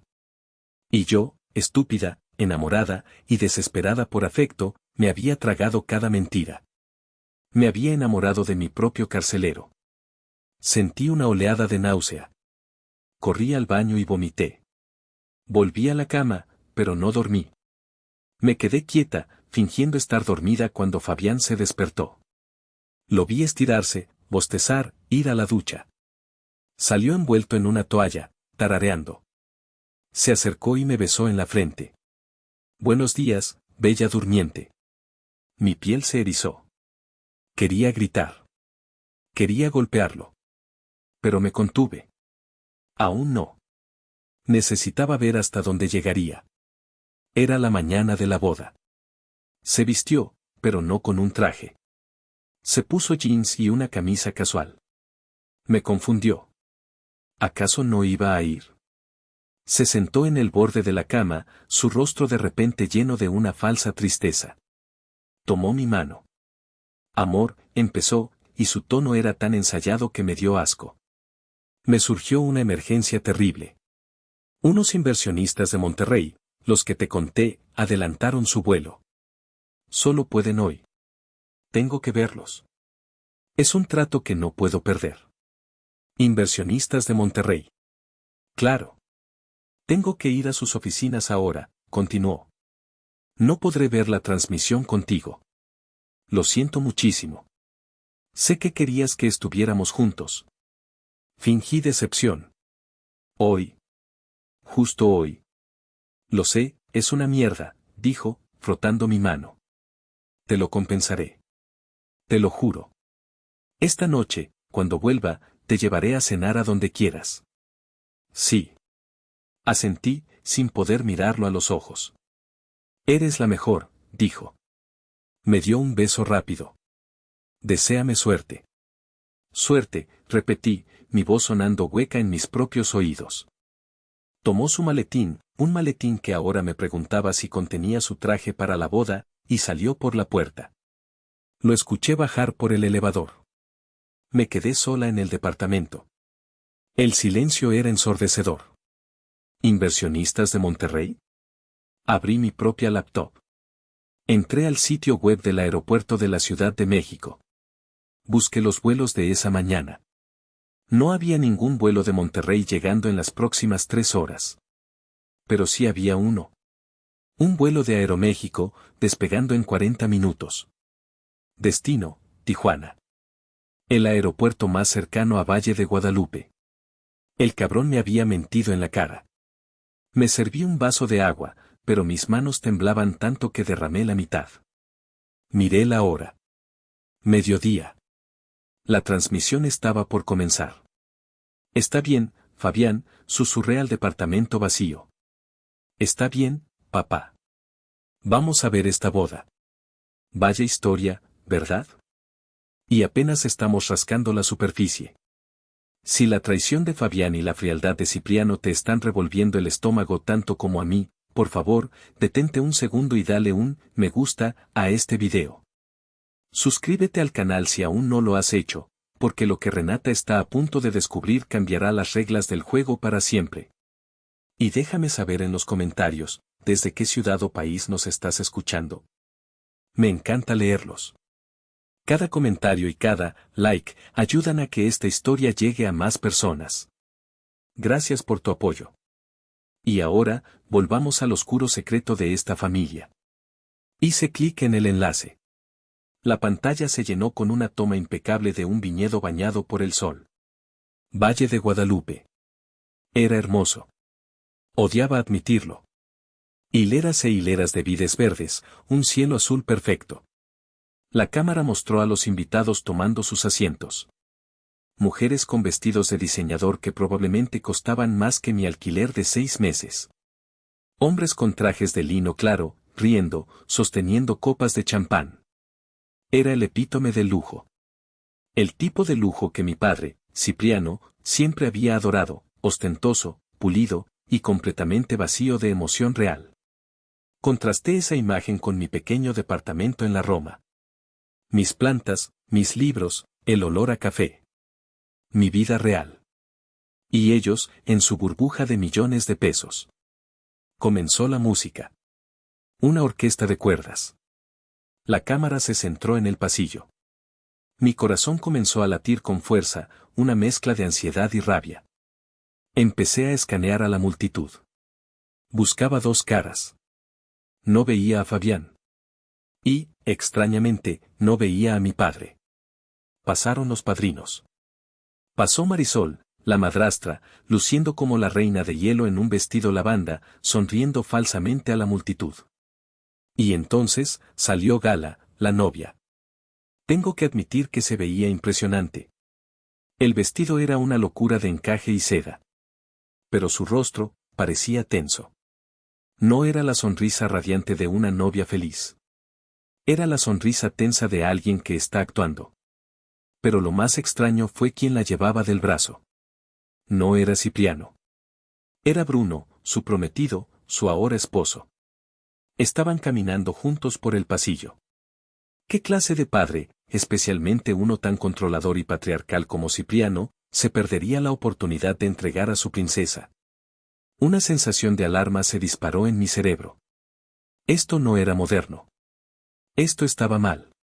¿Dónde estaba mi padre? ¿Y dónde diablos estabas tú, Fabián? Miré más de cerca los bordes de la toma. Noté algo que no cuadraba con una boda. Hombres. Varios hombres con trajes oscuros, parados de forma demasiado rígida. Usaban auriculares discretos. Seguridad. Seguridad privada y seria. ¿Por qué necesitarías tanta seguridad en una boda, a menos que no fuera solo una boda? ¿A menos que estuvieras protegiendo un trato multimillonario de inversionistas nerviosos? La ceremonia avanzaba. El oficiante hablaba de amor, confianza y honestidad. Casi me ahogo con mi propia saliva. La hipocresía era tan espesa que podría cortarla. El oficiante decía algo sobre en la salud y en la enfermedad. Gala y Bruno se miraban. De repente, la imagen en mi laptop tartamudeó. Se congeló. El violín se convirtió en un zumbido agudo y horrible. No, no, no, le dije a la pantalla. Ahora no. Refresqué la página. Nada. La pantalla estaba en negro con un círculo de carga girando. Duró unos 10 segundos, que parecieron 10 años. Entonces, la imagen regresó. Pero no era la misma toma. El ángulo había cambiado. Ya no era un primer plano de los novios. Era una toma amplia, desde la parte trasera de la zona de invitados, ligeramente elevada. Alguien debió haber cambiado a la cámara de seguridad o a una cámara B. El audio regresó, pero no era música. Eran gritos. Gritos ahogados. Pude ver a la gente en las primeras filas de pie, dándose la vuelta. Confusión. Pánico. La novia, Gala, se había girado y tenía las manos en la boca. Tal como decía el texto de la miniatura que había imaginado. Gritos. Caos. La novia gritó. Estaba ocurriendo. Mi corazón estaba en mi garganta. ¿Qué estaba pasando? ¿Un accidente? Y entonces, mientras mi cerebro intentaba procesar el caos, lo vi. La cámara, al estar más elevada, capturaba las primeras 5 filas con perfecta claridad. Y allí estaba él. Fabián.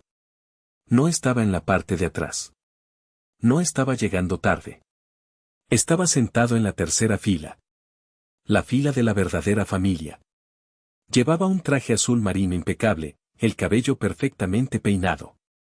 Pero no estaba mirando el caos. No estaba asustado. Estaba riendo. Tenía una sonrisa relajada en su rostro, inclinado hacia el hombre a su lado, como si acabara de compartir una broma privada sobre la interrupción. El hombre a su lado. Mi padre. Cipriano. Ambos. Sentados juntos. Relajados. Como aliados de toda la vida. Como si fueran familia. Fabián. El hombre que me había dicho que estaba en una reunión de emergencia en Monterrey. El hombre que me había prometido pizza. Estaba allí, en la tercera fila, riéndose con mi padre mientras algo terrible sucedía en la boda de mi hermana. El mundo se detuvo. Lo único que pude oír fue el zumbido en mis oídos. La transmisión se cortó de nuevo. Esta vez, la pantalla se volvió negra y apareció un mensaje: la transmisión en vivo ha finalizado. No. No había finalizado. La habían cortado. Me habían cortado. Me quedé mirando mi propio reflejo en la pantalla oscura. La traición era tan absoluta, tan profunda, que ni siquiera podía llorar. Era un vacío frío. Había visto la verdad. Y, como decían, me había hecho libre. Libre de toda puta ilusión que alguna vez tuve. Me quedé paralizada, mirando la pantalla negra, durante no sé cuánto tiempo. ¿Minutos? ¿Una hora? El shock era como un sedante. Luego, la adrenalina reemplazó al sedante. Se activó mi cerebro de diseñadora gráfica. Mi trabajo es ver patrones, detalles que otros ignoran. Observar. Me habían mentido. Me habían mentido todos. Y ahora quería saber desde cuándo. Cerré la ventana de la transmisión. Abrí Instagram. Fabián tenía su perfil privado. Inteligente, cabrón. Pero Gala no. El de Gala era público, una galería de su vida perfecta. @Gala en el Valle o alguna estupidez así. Empecé a desplazarme. Fotos de la despedida de soltera. Fotos probándose el vestido. Fotos de Bruno. Seguí bajando. Meses. Y entonces, me detuve. Una foto de hace 6 meses. Gala y Marisol, mi madrastra, en el mismo viñedo. Sosteniendo copas de vino.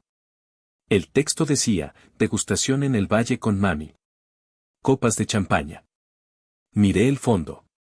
Borroso, pero allí. Un hombre de espaldas, con una camisa azul que reconocería en cualquier parte. El corte de pelo. La postura. Fabián. Mi corazón dio un salto doloroso. Revisé mi calendario. ¿Hace 6 meses? Busqué en mis mensajes de WhatsApp con él. Lo encontré.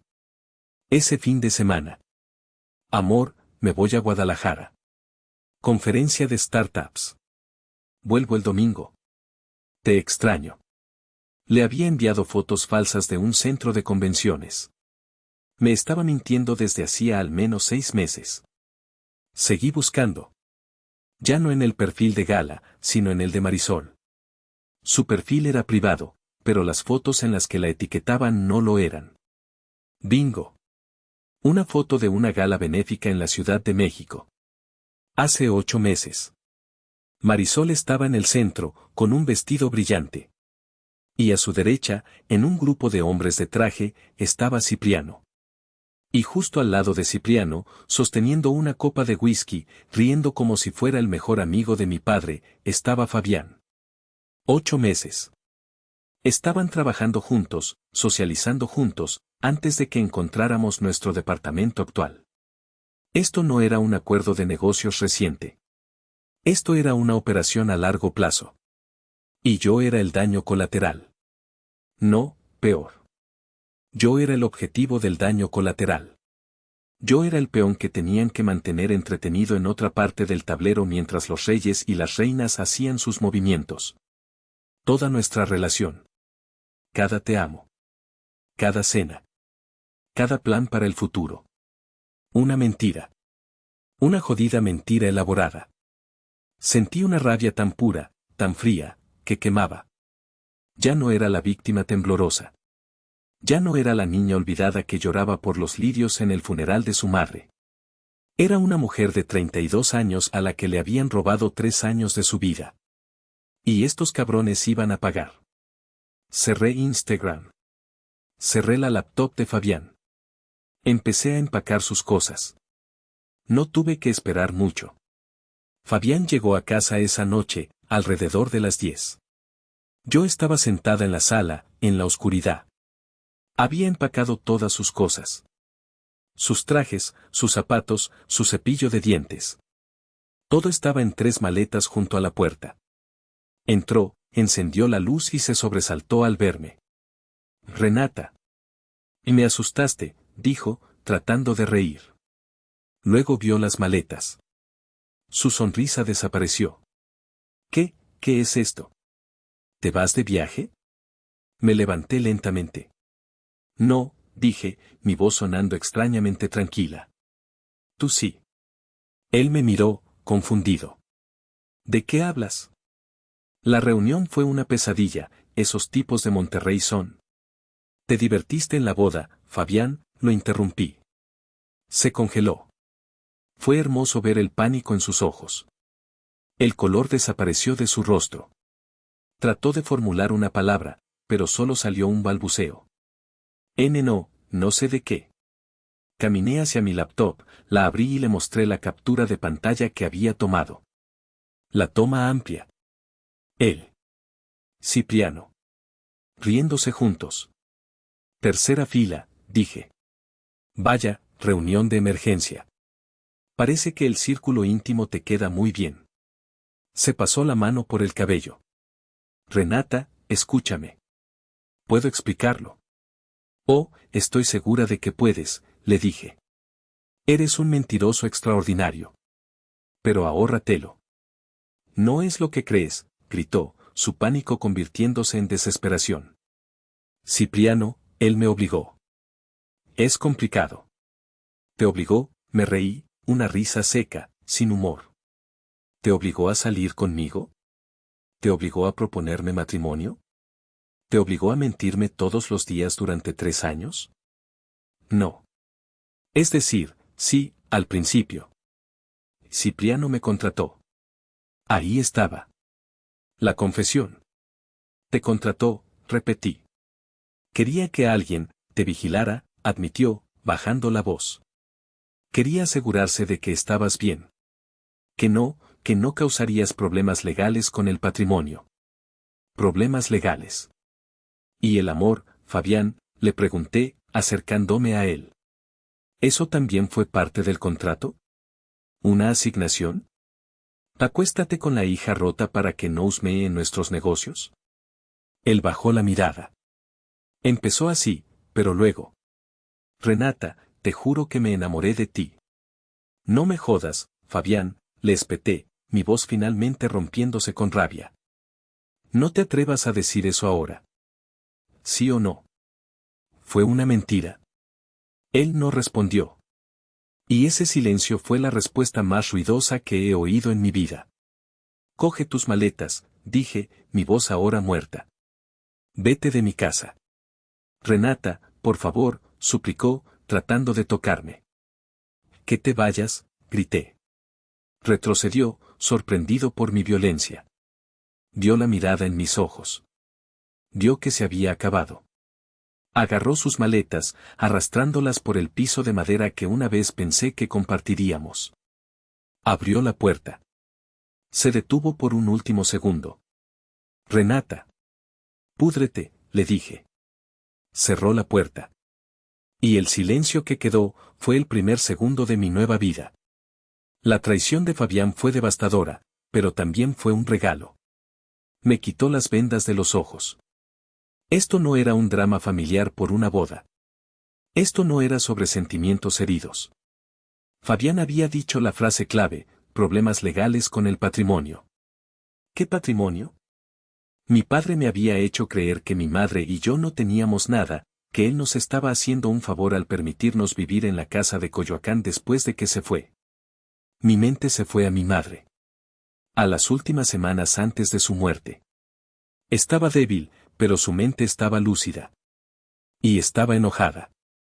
Recuerdo que me hizo prometerle algo. No confíes en él, Renata, me susurró. En tu padre. No dejes que te quite lo que es tuyo. En ese momento, pensé que hablaba de mi dignidad. De mi autoestima. Ahora, creo que hablaba de algo mucho más tangible. Recordé un nombre. Un nombre que mi madre mencionaba constantemente, su ancla en el mundo, su mejor amiga desde la infancia, Paz. Paz. ¿Dónde estaba Paz? Había estado en el funeral, destrozada, abrazándome. Pero después, en mi dolor y mi confusión universitaria, le perdí la pista. Sabía que no podía simplemente buscarla en Google.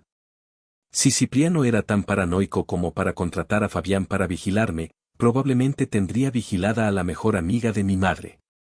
Tenía que encontrarla a la antigua. Fui al closet del pasillo y saqué una caja vieja llena de polvo. Las cosas de mi madre. Álbumes de fotos, cartas, y sus diarios. Me senté en el suelo y empecé a leer. Eran desgarradores. Páginas y páginas sobre el dolor del abandono de Cipriano. Pero luego, las entradas cambiaron. Se volvieron estratégicas. 23 de mayo. Hablé con Paz hoy. Está de acuerdo. Cipriano no se saldrá con la suya.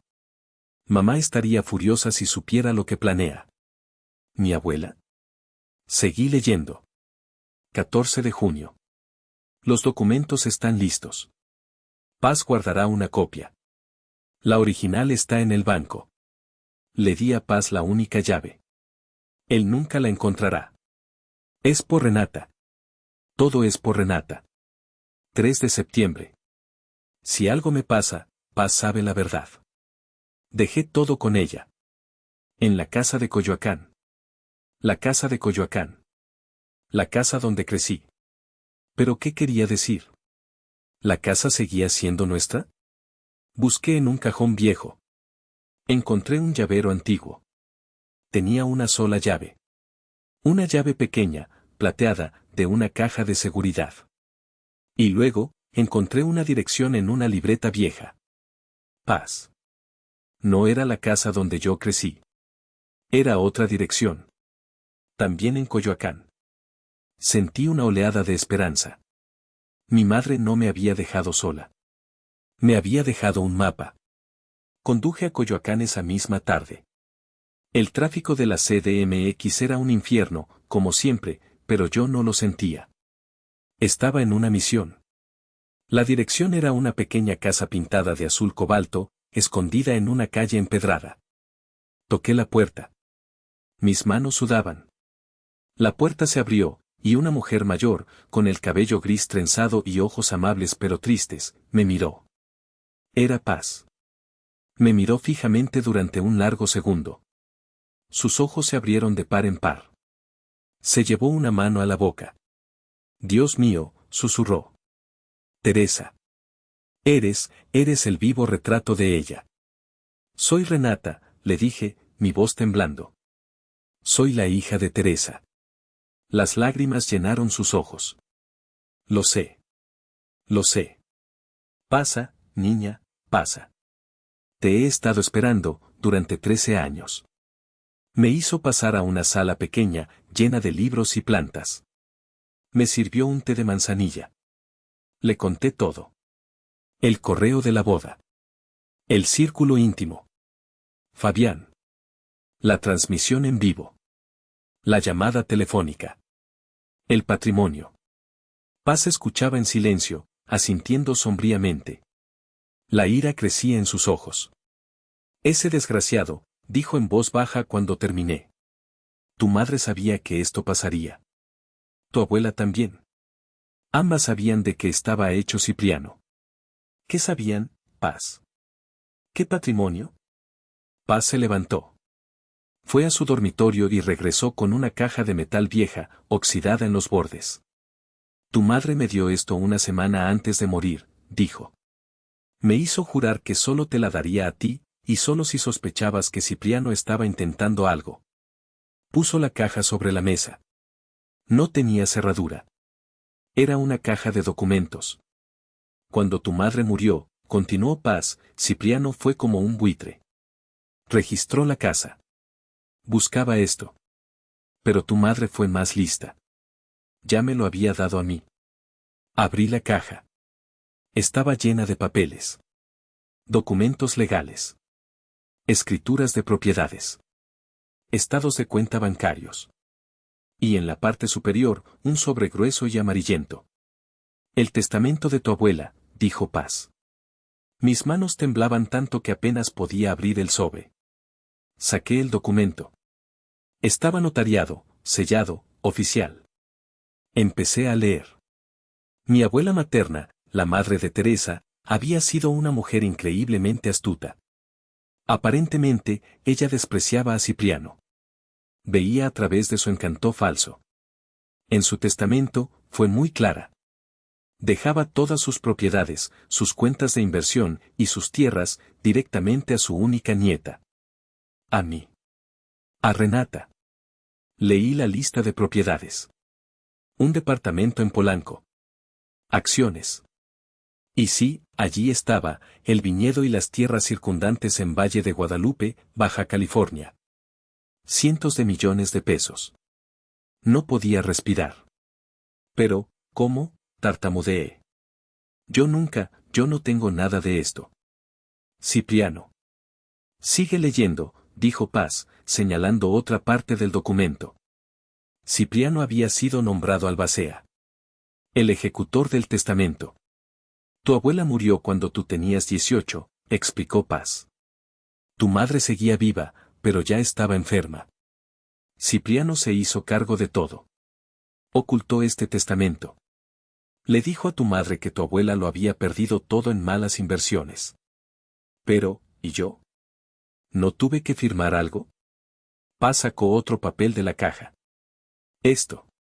Lo encontré en el escritorio de tu madre después de que Cipriano registró la casa. Era una cesión de derechos de herencia. Y allí, en la parte inferior, estaba mi firma. No, yo nunca firmé esto, susurré. Por supuesto que no, dijo Paz.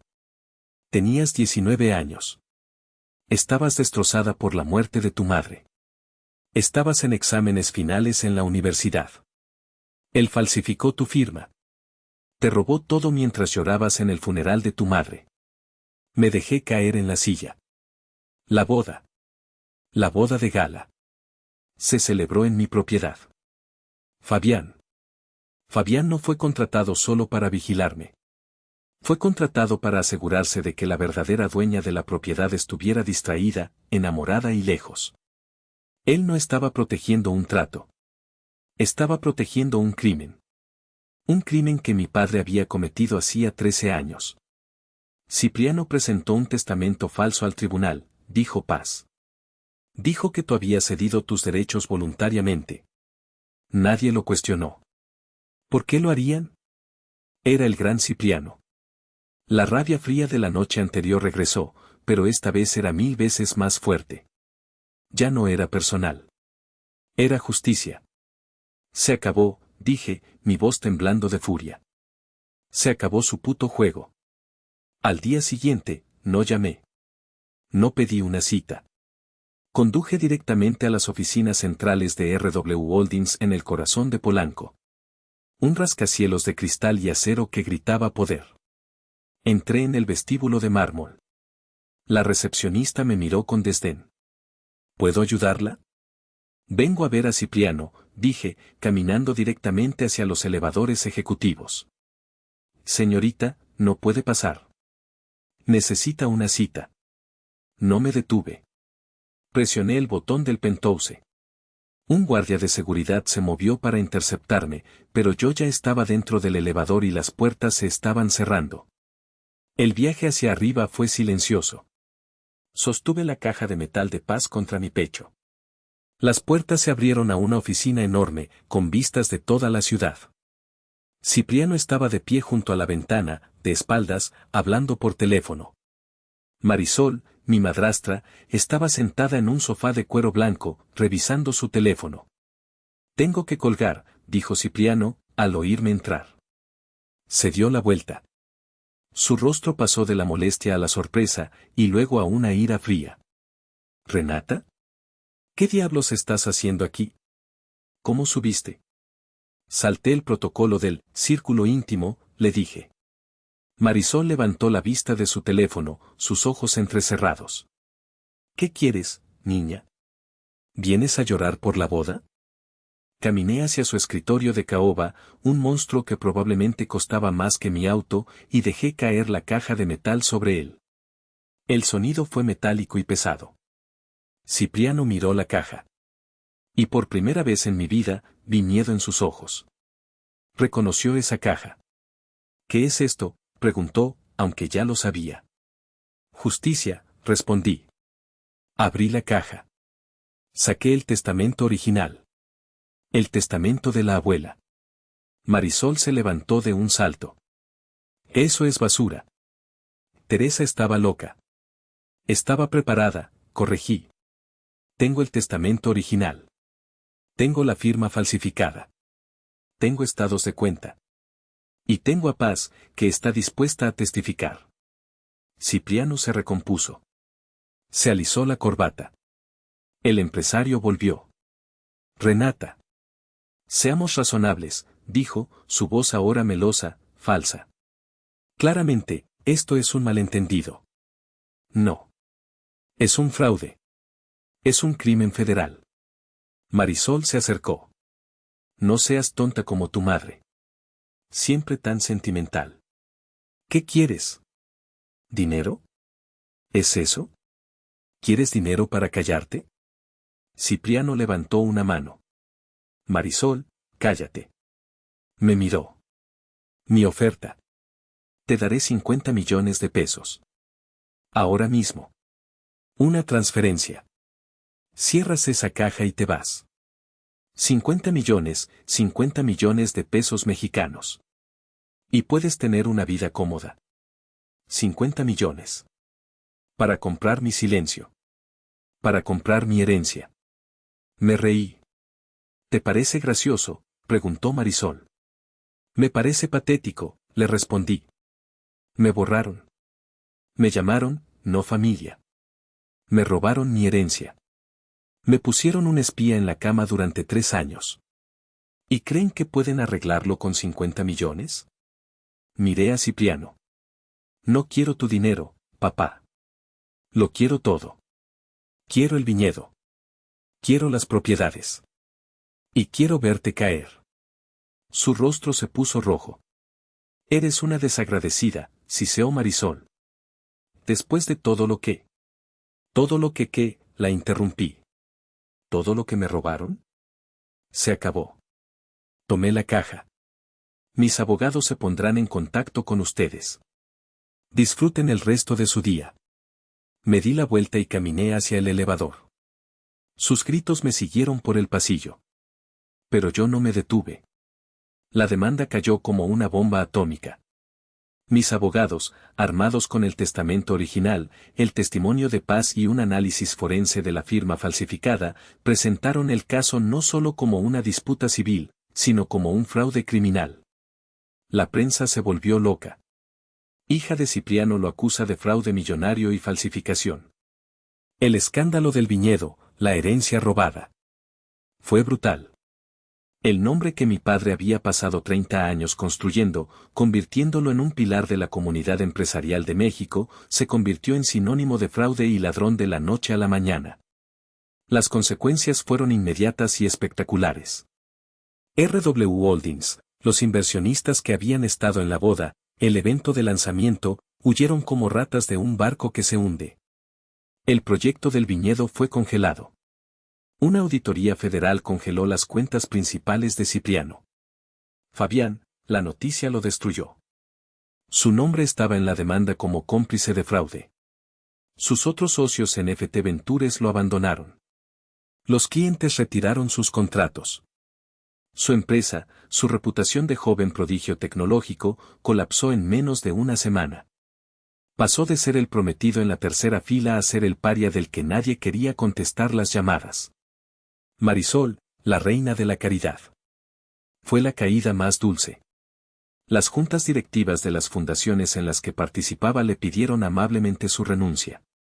Fue fotografiada por los paparazzi saliendo de un restaurante de lujo mientras le gritaban en ladrona. Su círculo íntimo, el verdadero, la evaporó. Gala, la princesa. La novia del año se convirtió en la heredera del fraude. Las revistas que habían cubierto su boda ahora cubrían el escándalo. Su nuevo esposo, Bruno, cuya familia también era rica, se distanció públicamente, diciendo que habían sido engañados por Cipriano. El matrimonio de cuento de hadas de Gala no duró ni 3 meses. Intentaron pelear. Los abogados de Cipriano trataron de pintarme como una hija resentida, mentalmente inestable, manipulada por Paz. Pero no pudieron luchar contra los hechos. El testamento era real. La firma era falsa. El dinero estaba en sus cuentas. No hubo negociación. No hubo acuerdo. Fuimos a juicio. 6 meses después, el juez dictó sentencia. Fue una victoria total. El testamento original fue validado. La firma falsificada fue declarada un crimen. Todos los activos transferidos fraudulentamente debían ser devueltos a la heredera legítima. A mí. Recuperé todo. El viñedo. Las propiedades. Las cuentas. Cientos de millones de pesos. Cuando salí del juzgado, la prensa me rodeó. ¿Cómo me sentía? ¿Era venganza? Los miré. Esto no es venganza, dije. Esto es justicia. Y es un honor para la memoria de mi madre y mi abuela. No celebré. No hubo champán. Fui a casa de paz y lloramos juntas, abrazadas, por mi madre. Vendí casi todo. Vendí las propiedades de Cipriano, sus oficinas en Polanco, sus autos de lujo. Liquidé RW Holdings hasta el último centavo. Pero conservé una cosa. Conservé el viñedo. No porque quisiera ser empresaria, sino porque era de mi abuela. Los meses siguientes fueron tranquilos. Cipriano y Marisol desaparecieron, probablemente en algún país sin extradición, viviendo de lo poco que lograron esconder. Fabián, escuché, estaba enfrentando múltiples cargos de fraude. Gala se había mudado a Europa, tratando de escapar de su apellido. Yo usé el dinero para crear una fundación. La llamé La Segunda Voz. Un fondo legal gratuito, con los mejores abogados, dedicado a ayudar a personas, especialmente mujeres, que han sido víctimas de fraude de herencia y abuso familiar. Personas como yo, a las que les dijeron que no eran verdadera familia y les robaron lo que era suyo. Meses después, estaba de pie en el porche de la casa principal del viñedo en Valle de Guadalupe. Era de tarde. El sol se ponía sobre las vides, las mismas vides que habían sido el escenario del crimen de mi padre y la traición de mi prometido. Pero ya no sentía rabia. Respiré el aire limpio. Ya no era la invitada virtual. Ya no estaba mirando mi vida a través de una pantalla. Era la dueña. Mi padre trató de borrarme. Pero al hacerlo, me dio un propósito. Me quitó una familia falsa y me permitió construir una real, basada en la justicia. Y por primera vez en mi vida, me sentí verdaderamente en casa. Destruyeron mi vida por dinero. Yo usé la verdad para recuperar lo que era mío. Muchos dicen que fui despiadada, que destruí a mi propia familia. Pero, ¿qué habrías hecho tú? ¿Fui una cabrona por exponerlos? ¿O hice lo correcto? Gracias por llegar hasta el final. Las historias de familia son las más complicadas. Dinos en los comentarios qué piensas de la decisión de Renata. Si te gustan las historias de secretos oscuros y venganzas satisfactorias, suscríbete y activa la campanita. Tenemos una nueva historia para ti cada semana. No te la pierdas.